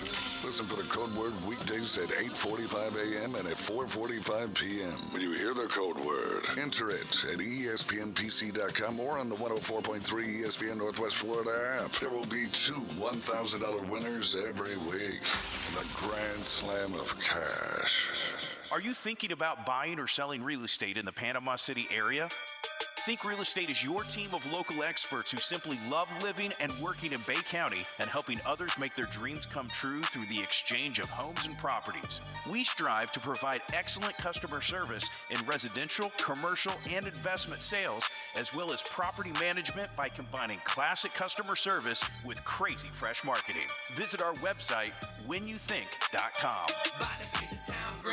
Los Rancheros has been doing it right for 20 years. Los Rancheros Rancheros brings a top-shelf dining experience to you with the opening of their beautiful new building. Watch all college and pro games on Los Rancheros 14 large-screen TVs with great drink specials daily from 2 to 5 and during all the games. Los Rancheros, the place for live sports and great food on 23rd Street between Jenks and Harrison. Let All About Garage Doors service your garage door today. All About Garage Doors has 24/7 service at no extra charge. Right now at All About Garage Doors, they will service your garage door starting at $99. And that comes with a free set of rollers. Yes, you heard right. They'll service your garage door starting at $99 plus a free set of rollers. Call All About Garage Doors now. 850-842-9188. Veteran owned and operated. Broadcasting from the Rib Crib Radio Room. You're riding shotgun with the Afternoon Underdogs. We're going to need some gas money. The Afternoon Underdogs. Fill her up, please. At 104.3 ESPN Northwest Florida.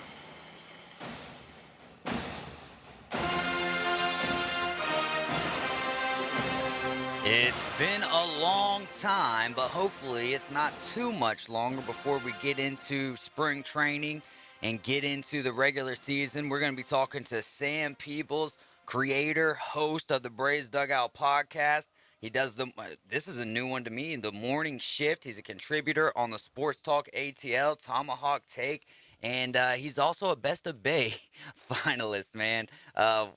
Got to read off his pinned tweet, though, first before we get into it, because I just noticed this and I absolutely love it. Imagine not believing in Santa, but believing in the New York Mets. What's going on, Sam? How's it going, brother?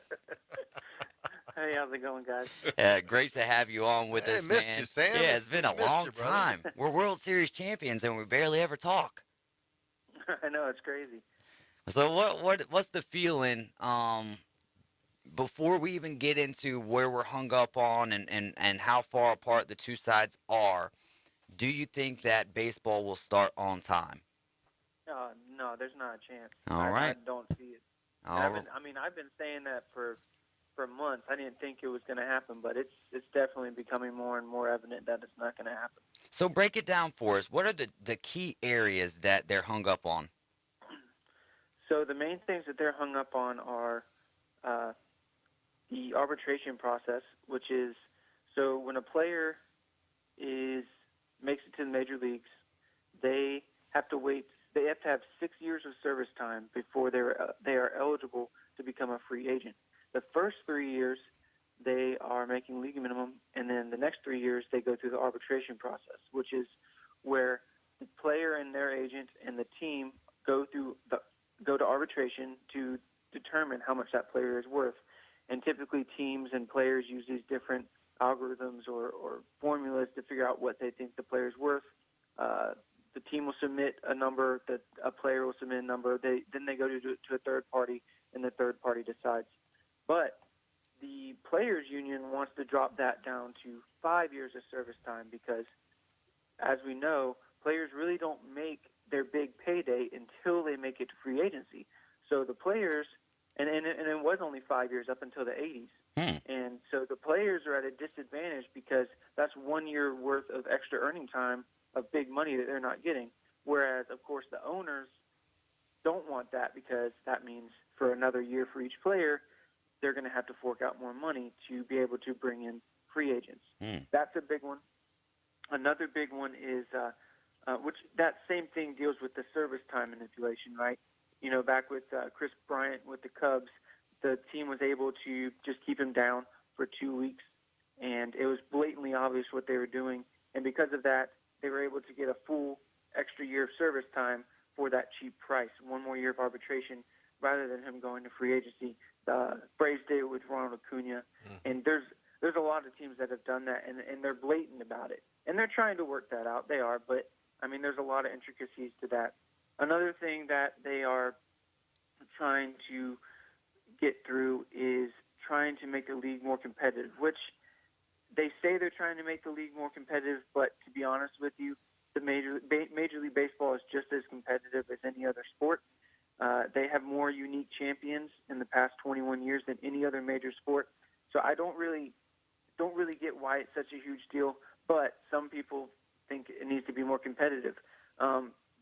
there is tanking that happens, but that happens in every sport, Right. regardless of salary caps or minimum salaries or whatever. It's going to happen. But that is something that they're trying to figure out. The Major League Baseball has the league and the owners have proposed a lottery draft system, kind of like the NBA. However, it's not as extensive as the NBA. All they are proposing is the bottom 3 teams get a 15% chance of the top pick. So it's not the worst team gets the top pick. It's the worst 3 teams have a 15% chance. And then the 4th worst team has a 12% chance. And then it goes down and down. Only the teams that did not make the playoffs. So Major League Baseball is also proposing that there be an expanded playoff. So 14 teams instead of 10. So that means there'd be 16 teams that are in the lottery. But after those first 3 picks are decided, it just goes back to the old system of based on record. And the union doesn't like that. They're like, that doesn't really change anything. I mean, it's only 3 picks. What the union is, the players' union is proposing, is they're proposing that you incentivize small market teams for being competitive. So if it's a small market team and they make the playoffs, they will get a competitive A-balanced draft pick, which is in between round 1 and round 2 of the draft, around 39 pick range-ish, you know. And then if you are a small market team and you have a winning record over 500, then you'd get a competitive balanced B pick, which comes in between round 2 and round 3. I'm kind of for that. It has nothing to do with salary, but it incentivizes teams for winning because they get more draft picks. That's really where baseball is won, is in the draft, not in free agency. So if they want to, I think that is a solid idea. Not really a huge fan of the lottery of only 3 picks. Doesn't make a whole lot of sense to me. Well, Sam, real quick, before we jump back into baseball, I wanted to 2 things. First, check and see if you could tell us a little bit more about your Best of Bay nomination, and then follow that up with how are things with the new kid? Well, Best of Bay was probably back the end of last year, and it was really cool because, I mean, I just got nominated, which was really neat, and I did not even expect to see my name up in the in the top 5 at all to make it to the next round of voting. And then I did, and then I made it as a finalist. So, I mean, it's just me. Like, I don't have a team of people. It's me. I create everything. I sit in my room, I record, I edit, and I put it out there. And so just the fact that I had enough people vote for me to be in the top 3 is a huge honor for me. I never even thought I'd see my name on that list. So it really, I don't know, like, it's a sense of, it's not even pride. It's really just like, I'm just excited that there's enough people out there that care about what I have to offer, because what I'm doing, I feel like, is I want to help people become better fans. It's not about me. It's me giving back to the baseball community. So if enough people are voting for me, then I'm doing my job. And and it's a good feeling knowing that people care enough about what I have to say to vote for me. And it was a tremendous honor. And then as far as my son, he came around right at the right time. It was awesome. I'm super proud to be a dad of a boy. My first was a daughter, so it's really cool to have a boy and a girl now. And he was born right around when the Braves were in the playoffs. And as soon as he was born, they went on like ever since he was born, the Braves have not lost a playoff series. So hopefully it keeps happening that way. Born a champion. Well, both well-deserved. Congratulations to you on all of it, sir, the success, and, of course, continuing on and being a father and growing a family.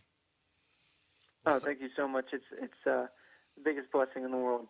Well, Sam, I just want to know, do you think this lockout or whatever, this stoppage, which it is a lockout. Yeah, it's a lockout. Is going to be worse for baseball than the strike back in 1994? Ooh, that's a good one. I don't think so, because in today's world, okay, so let me back up. It could be way worse or not even close to as bad, one or the other, and I'm leaning towards not as bad, just because in today's world, there's so much more information out there. Like back when the 94 strike happened, you had to wait for the newspaper to come out to see what they were talking about it. Mm-hmm. And you couldn't really do you couldn't do true research on what was really happening. You had to just assume that the newspapers were telling you the truth.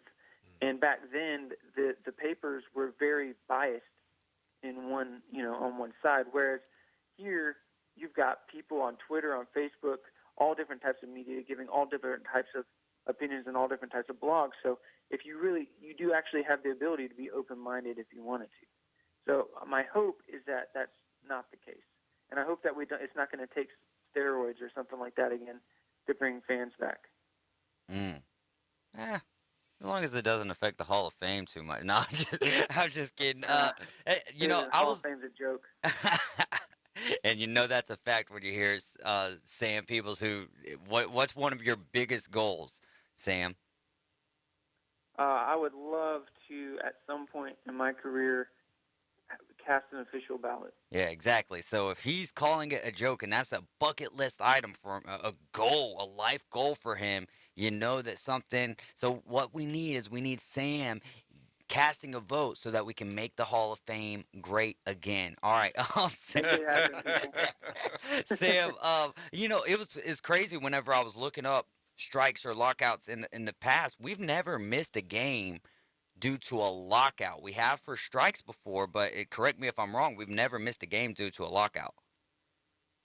Well, I mean, kind of. You could argue that we did for the 2020 COVID season, okay. But I don't really consider that as a true situation because we've never had something like COVID stopping baseball before, So it's not true.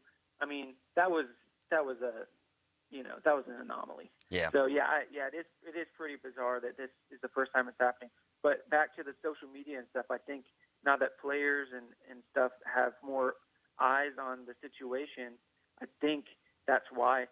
Because just with today's technology, you can see all this information.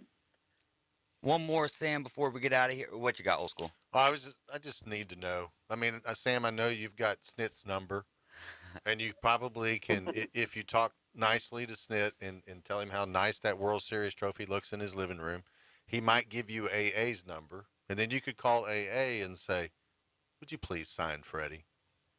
Is that a possibility? Yeah, I'm sure. I wish. I mean, I'm sure it's number one on their wish list. And I've said in the past, I know it's not a certainty, and they're not supposed to be talking right now, but there's no way they're not talking. I mean, maybe they're not officially talking, but Freddie's talking to someone that's talking to someone, And I expect as soon as the lockout to be done, we are going to know within the first few weeks after the lockout is done if Freddie's going to be a Brave or not. Freddie? I think. Go ahead. And I think that Fred, at this point, Freddie just wants to get paid. So if he's got an offer on the table, it might actually work in the Braves' favor. Ooh. Well, Freddie better watch himself though, because if he breaks those rules, he won't be in the Hall of Fame either. Hey Sam, thanks so much for your time, my man, and we'll be getting you back on here soon. The closer we get to spring training or regular season, or the more details that come out dealing with the lockout.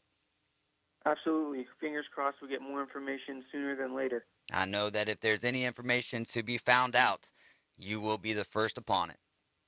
Absolutely. All right. Thanks so much, y'all. That is Sam Peebles. You need to go follow him on Twitter at @SPeebles Sports. He also does the Braves Dugout podcast. You can find that anywhere that you listen to your podcast. We'll be right back. We're going to be talking to North Bay Havens basketball coach Daryl Scott. 104.3 ESPN Northwest Florida. Colin Cowherd. I think Jason Garrett, Jim Caldwell, and Doug Peterson would be boom, boom, boom. But Sean Payton is stepping down. And let's be honest about it, the last 5 years for the Saints have been crazy town. There's no reason for Sean Payton not to do television, make money, have fun, be engaged, and then cherry pick in 3 or 4 years, or 2 years. Still wouldn't count out Dallas. This is The Herd. Weekdays 11 to 2, ESPN, Northwest Florida.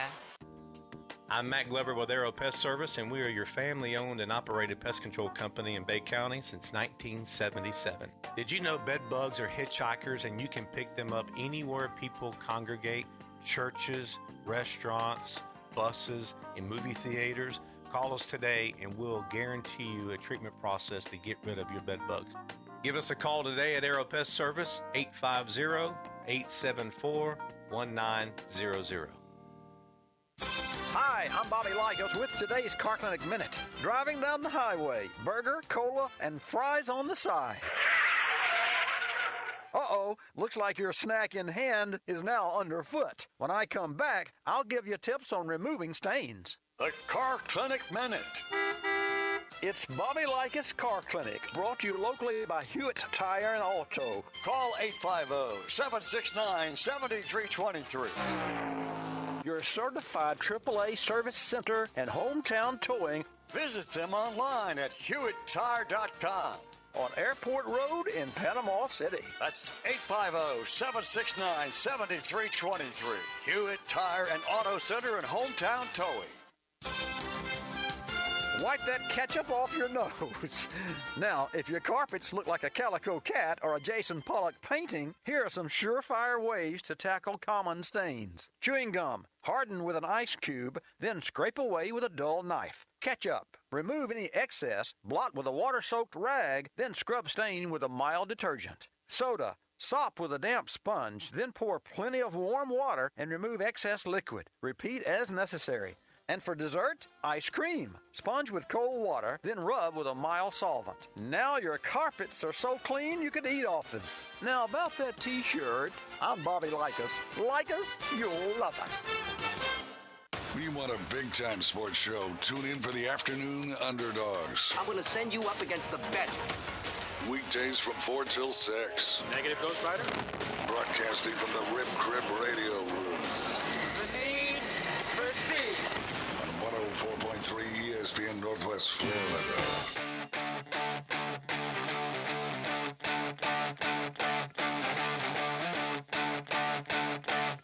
All right, welcome back into the Afternoon Underdogs. I'm David Hayes. We've got old school Boston Tim in the building. We're in the Rib Crib Radio Room. Coach Scott's going a little long at practice, so we'll try to get him on next week. But, you know, they've got a lot of basketball left to play, so practice is extremely important at this point in time. Old school, you said you had a little topic of discussion. I do. I mean, I just have been reading today that Jim Harbaugh is in Minneapolis. Yeah, buddy. And they say that he's interviewing with the Vikings. More than that, old school, he's apparently, and this is from The Athletic, is already saying his goodbyes and expects to be named as the Vikings coach. So I would not be surprised at all. Now, this is still technically rumor right now, but a lot of the times when The Athletic is reporting on something, it normally is legit. Michigan Eddie, you gave me a call a little bit earlier. I told you we wouldn't be able to get you on. Well, things change. So if you want to call it 850-205-6290. I don't think that he's there for the Minnesota Vikings to interview him. I think he's there to interview the Minnesota Vikings. Ooh, okay.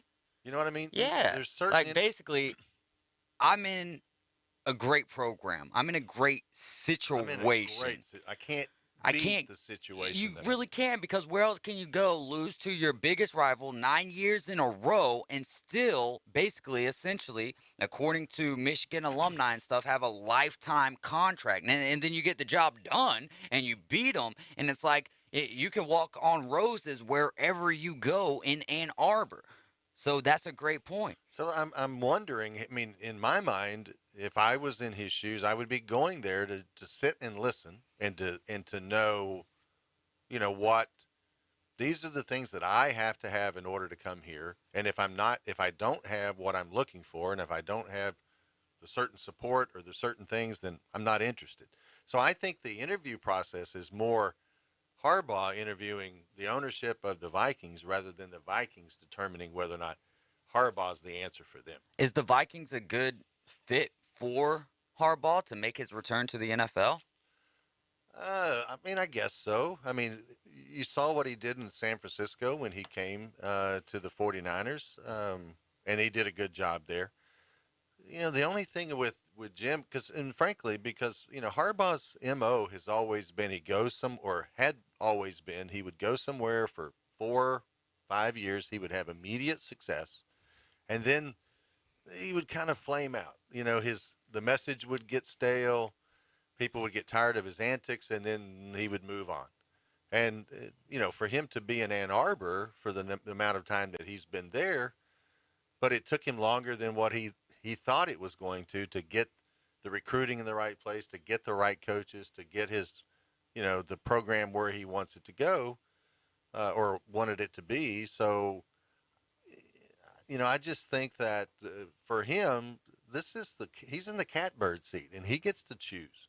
This is not the Vikings deciding whether or not he's going to get hired. I think this is Jim deciding whether or not he's going to go to the Vikings. So what do the Vikings go ahead. No, I was just saying, but I think that's his best choice, right? Because, outside of can't go to the Dolphins. Say, every 4 or 5 years, he gets on that run. He gets the team. He builds it to where they want to be, but then he becomes where either the team and the culture around him starts to get in a decline, or maybe he's simply becoming complacent.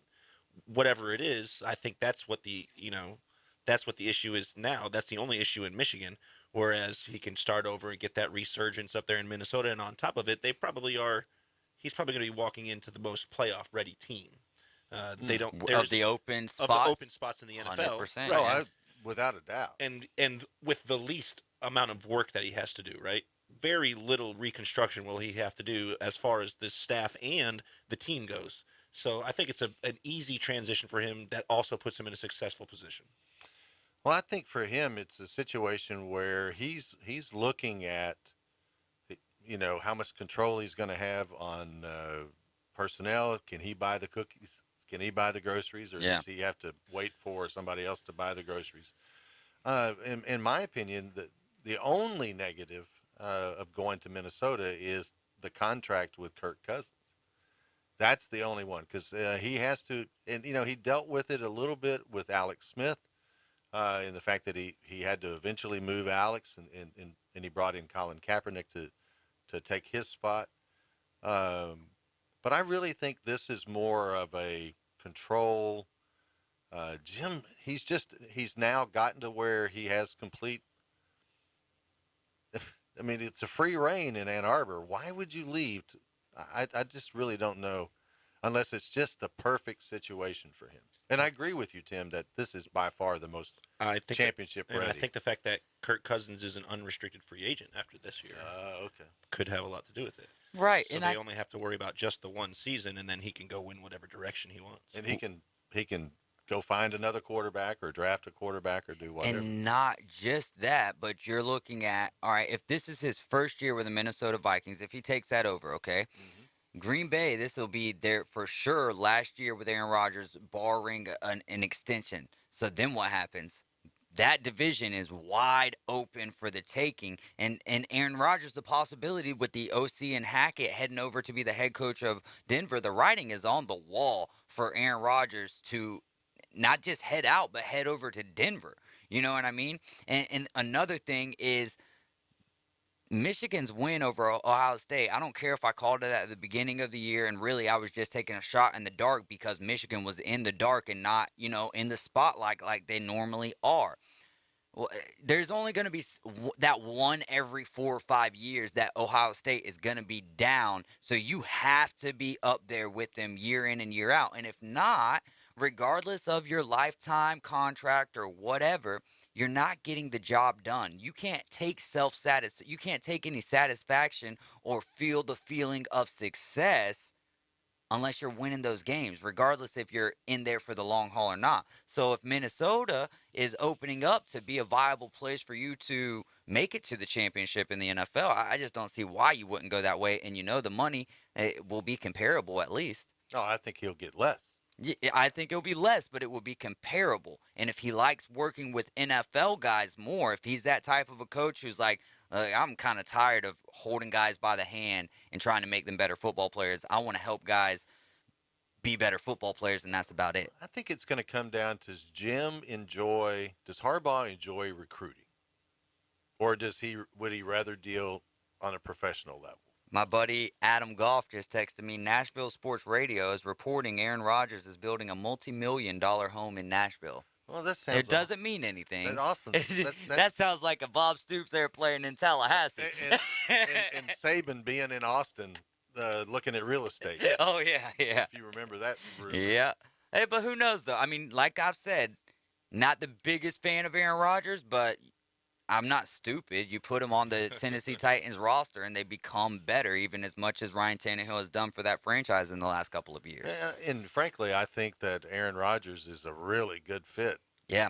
In Denver, particularly his lifestyle, everything about him. Really? Yeah, he's. I think the far opposite with that non-vaccination status and all that stuff. I feel like that's Southeast written all over it.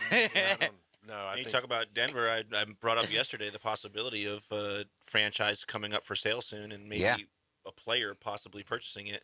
And all of a sudden, just after that conversation that we had, the Denver Broncos are now possibly taking offers for their team. They are. Valued They at are over $3 billion now. Pretty But awesome. can Tom and Giselle get that amount of money? Yes. $3 billion? Are you kidding me? What is their whatever you call it? It's not. I mean, Tom will be like, hey, Mr. Kraft. Hey, Mr. Kraft. Yeah, but he's helped 6%. I got you. I mean, but the whole point is, it's all about the ability to go raise money, right? Right. And if Which you, will not be an which issue. will be no issue whatsoever. I mean, his success in business outside of football has already been impressive. So if he makes a few calls to a few wealthy people and says, "Hey, I'm going to go buy," yeah, I'm in. I mean, those guys are going to be in, and Tom may have control. He may have some. He's not going to be putting he and Giselle's money up. No. He'll be putting some up, obviously, but he's going to be more of a situation where he's raising capital to go buy what he needs. Thankfully, the internet really was booming when Kurt Schilling made the mistake. So there is a very small probability that any successful professional athlete will make that mistake ever again. Correct. I mean, you should never put all your eggs in one basket, but especially not $50 million worth of eggs. That's a lot of eggs. So Adam Goff again with a text. Tom's worth $250. Giselle's worth $400. This was reported by Fox News 4 days ago. So that's $650 mil. Who knows what could happen? But they're about 3.5 mil short. I mean, bill. That stuff is never accurate. That's never accurate. Well, and I agree to that, but to own a $3.5 billion franchise or whatever, you got to be in the billions, right? Well, I know an individual that's on the Forbes list, and they have him at 1.1 billion, and he says he has more than that in an individual account. So what they think they know and what somebody might actually have 100%, is entirely 100% agreed, but this is the only facts that we have as far as the comparison. Brady's made that much just in football, let alone any of his endorsements. So. Let's go to the other Brady, though, Joe Brady, who is now the quarterback coach for the Buffalo Bills. So to get to the meat of the question, does Joe Brady benefit from Allen to revamp his career from being able to coach Allen, or does Allen benefit from having Joe Brady as a quarterback coach who might not be the status quo of a quarterback coach? I think they both benefited. But Allen, I would say, probably benefited more. We saw his statistics in the first year were not impressive, and have obviously been on nothing but the incline since Joe. So I certainly think that as far as the statistics go, Allen certainly is the one that's getting the better end of that deal. Yeah, I disagree. I think that Brady is going to be the one that benefits the most because Josh Allen has already been to the point. He's been developed. He's been developed, and so it's the key for Brady will be to teach him how to manage games more effectively, read defenses better. Not lock into a certain guy, similar to what he did to Joe Burrow. But did he do that to Joe Burrow, or was Joe Burrow already there? No. I mean, well, look at what we're seeing, though. We saw Joe Brady in the pros, and I know it was Darnold and Cam Newton and whoever else that they had, but it obviously didn't work with Matt Rule and the Panthers. I just wonder, man, Joe Burrow just might be one of those dudes who's just that dude. I mean, if Joe Burrow was that, he would have been the starting quarterback at Ohio State. If he couldn't beat out the guys at Ohio State, no. Yeah, but look at all the quarterbacks. Let's go back and look at the quarterbacks that Ohio State tends to utilize, right? It's never that, pocket passer quarterback. Right. It's just not. It's a mobile guy. It's Terrell Pryor. It's J.T. Barrett. It's guys who just don't work at the NFL level, but it works great for Ohio State. So I don't know, man. I think that Joe Burrow just, he had the chip on his shoulder. I think that there was a block that he took in a game against, it could have been UCF or Auburn. It was a game later in the year, and then that next year they just freaking, because you remember that first year, it was kind of rocky. And then that next year was like, can't be stopped. Better than that, they got better week in and week out. No question. But the key to me there when I look at it is this Brady's offense was the style of offense that Burrow ran in high school. Okay. He was a quarterback in a throw it first type of offense. And so when Brady came to LSU, he was like, "Hey, yeah, I've been here once and I'm ready for this." This was not anything new for Burrow at that point. I think for Josh Allen now with Brady, it's an opportunity. Josh Allen was a raw, big 6'5" guy that could throw it through the wall, but he wasn't an NFL quarterback. The coaching staff at the Bills got him to where he is now. 100% agree. Now he needs to be refined. Now the little rough edges of a bad throw here or his using his eyes, all the things, the tricks that Tom Brady does, the things that Drew Brees did, the things of moving a safety, all the intricacies of playing the role of quarterback, playing the position. That's where I think Brady can really have a big impact on Josh Allen.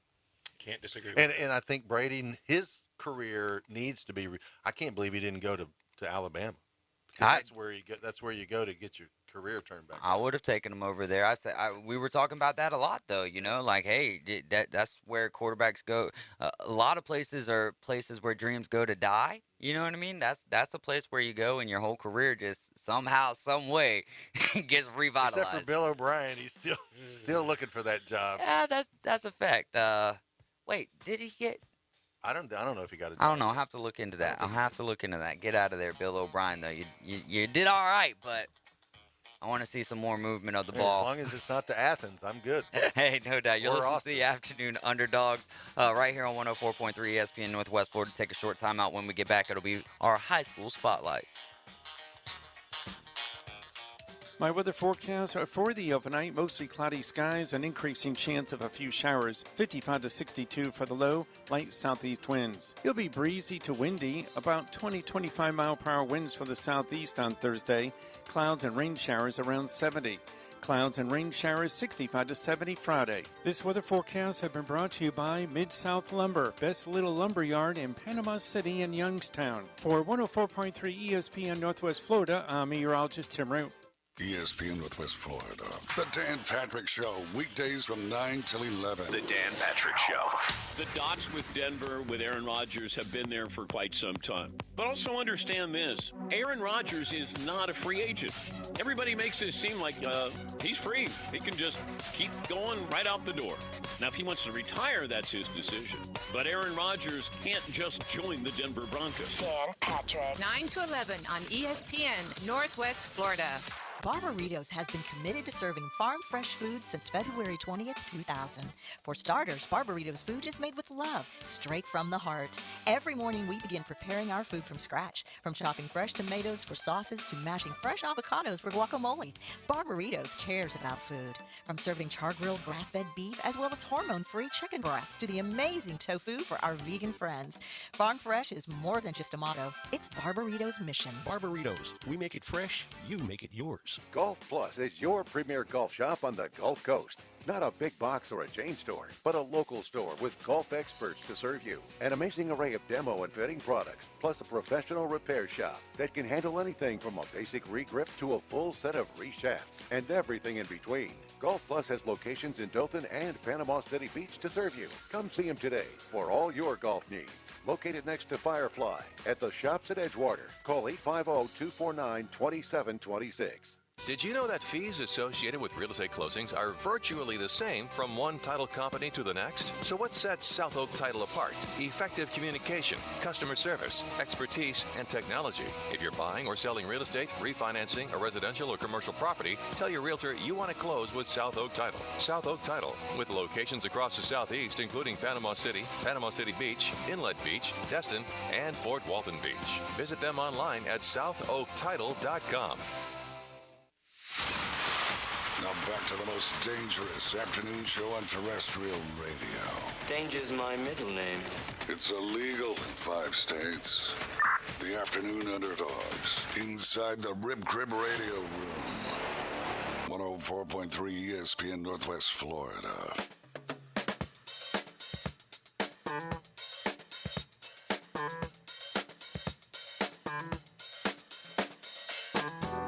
Ooh, welcome back into the Rib Crib Radio Room. We've got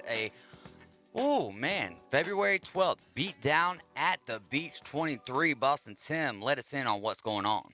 Ooh, we got a huge event coming up February 12th live at Edgewater. Guys, it's going to be unbelievable. We've got multiple title fights for the Impact Promotions title belts. We've got local big business owners that are going to be battling it out live in the ring. We've got some ladies fights. We've got Brazilian Jiu-Jitsu. We've got kickboxing. And we've got entertainment for you. So come check us out. You can get tickets on impactpromotionsmma.com or contact myself here at the studio, 215-6290, or, of course, the owner, my brother, Rob, at 691-9650. We've got a couple VIP tables left, so check us out. We'd love to have you there.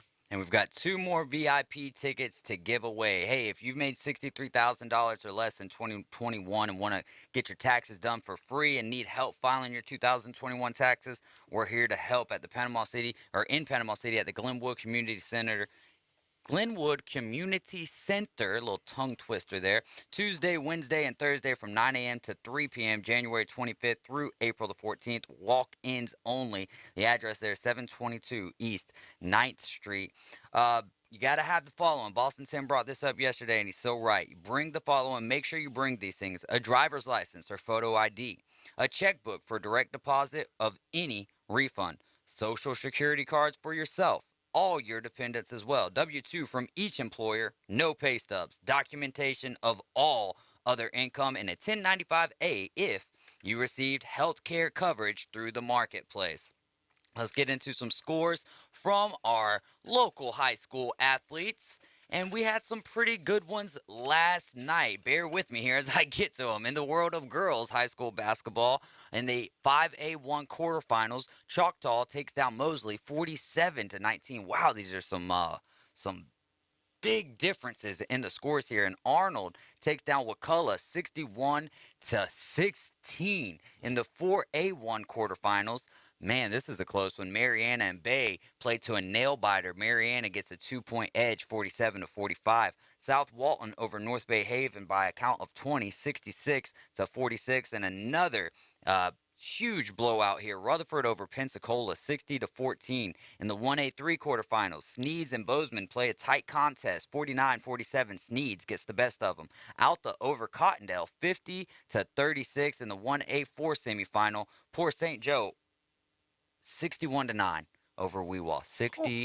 61-9. We need some more parity in high school basketball. Wow.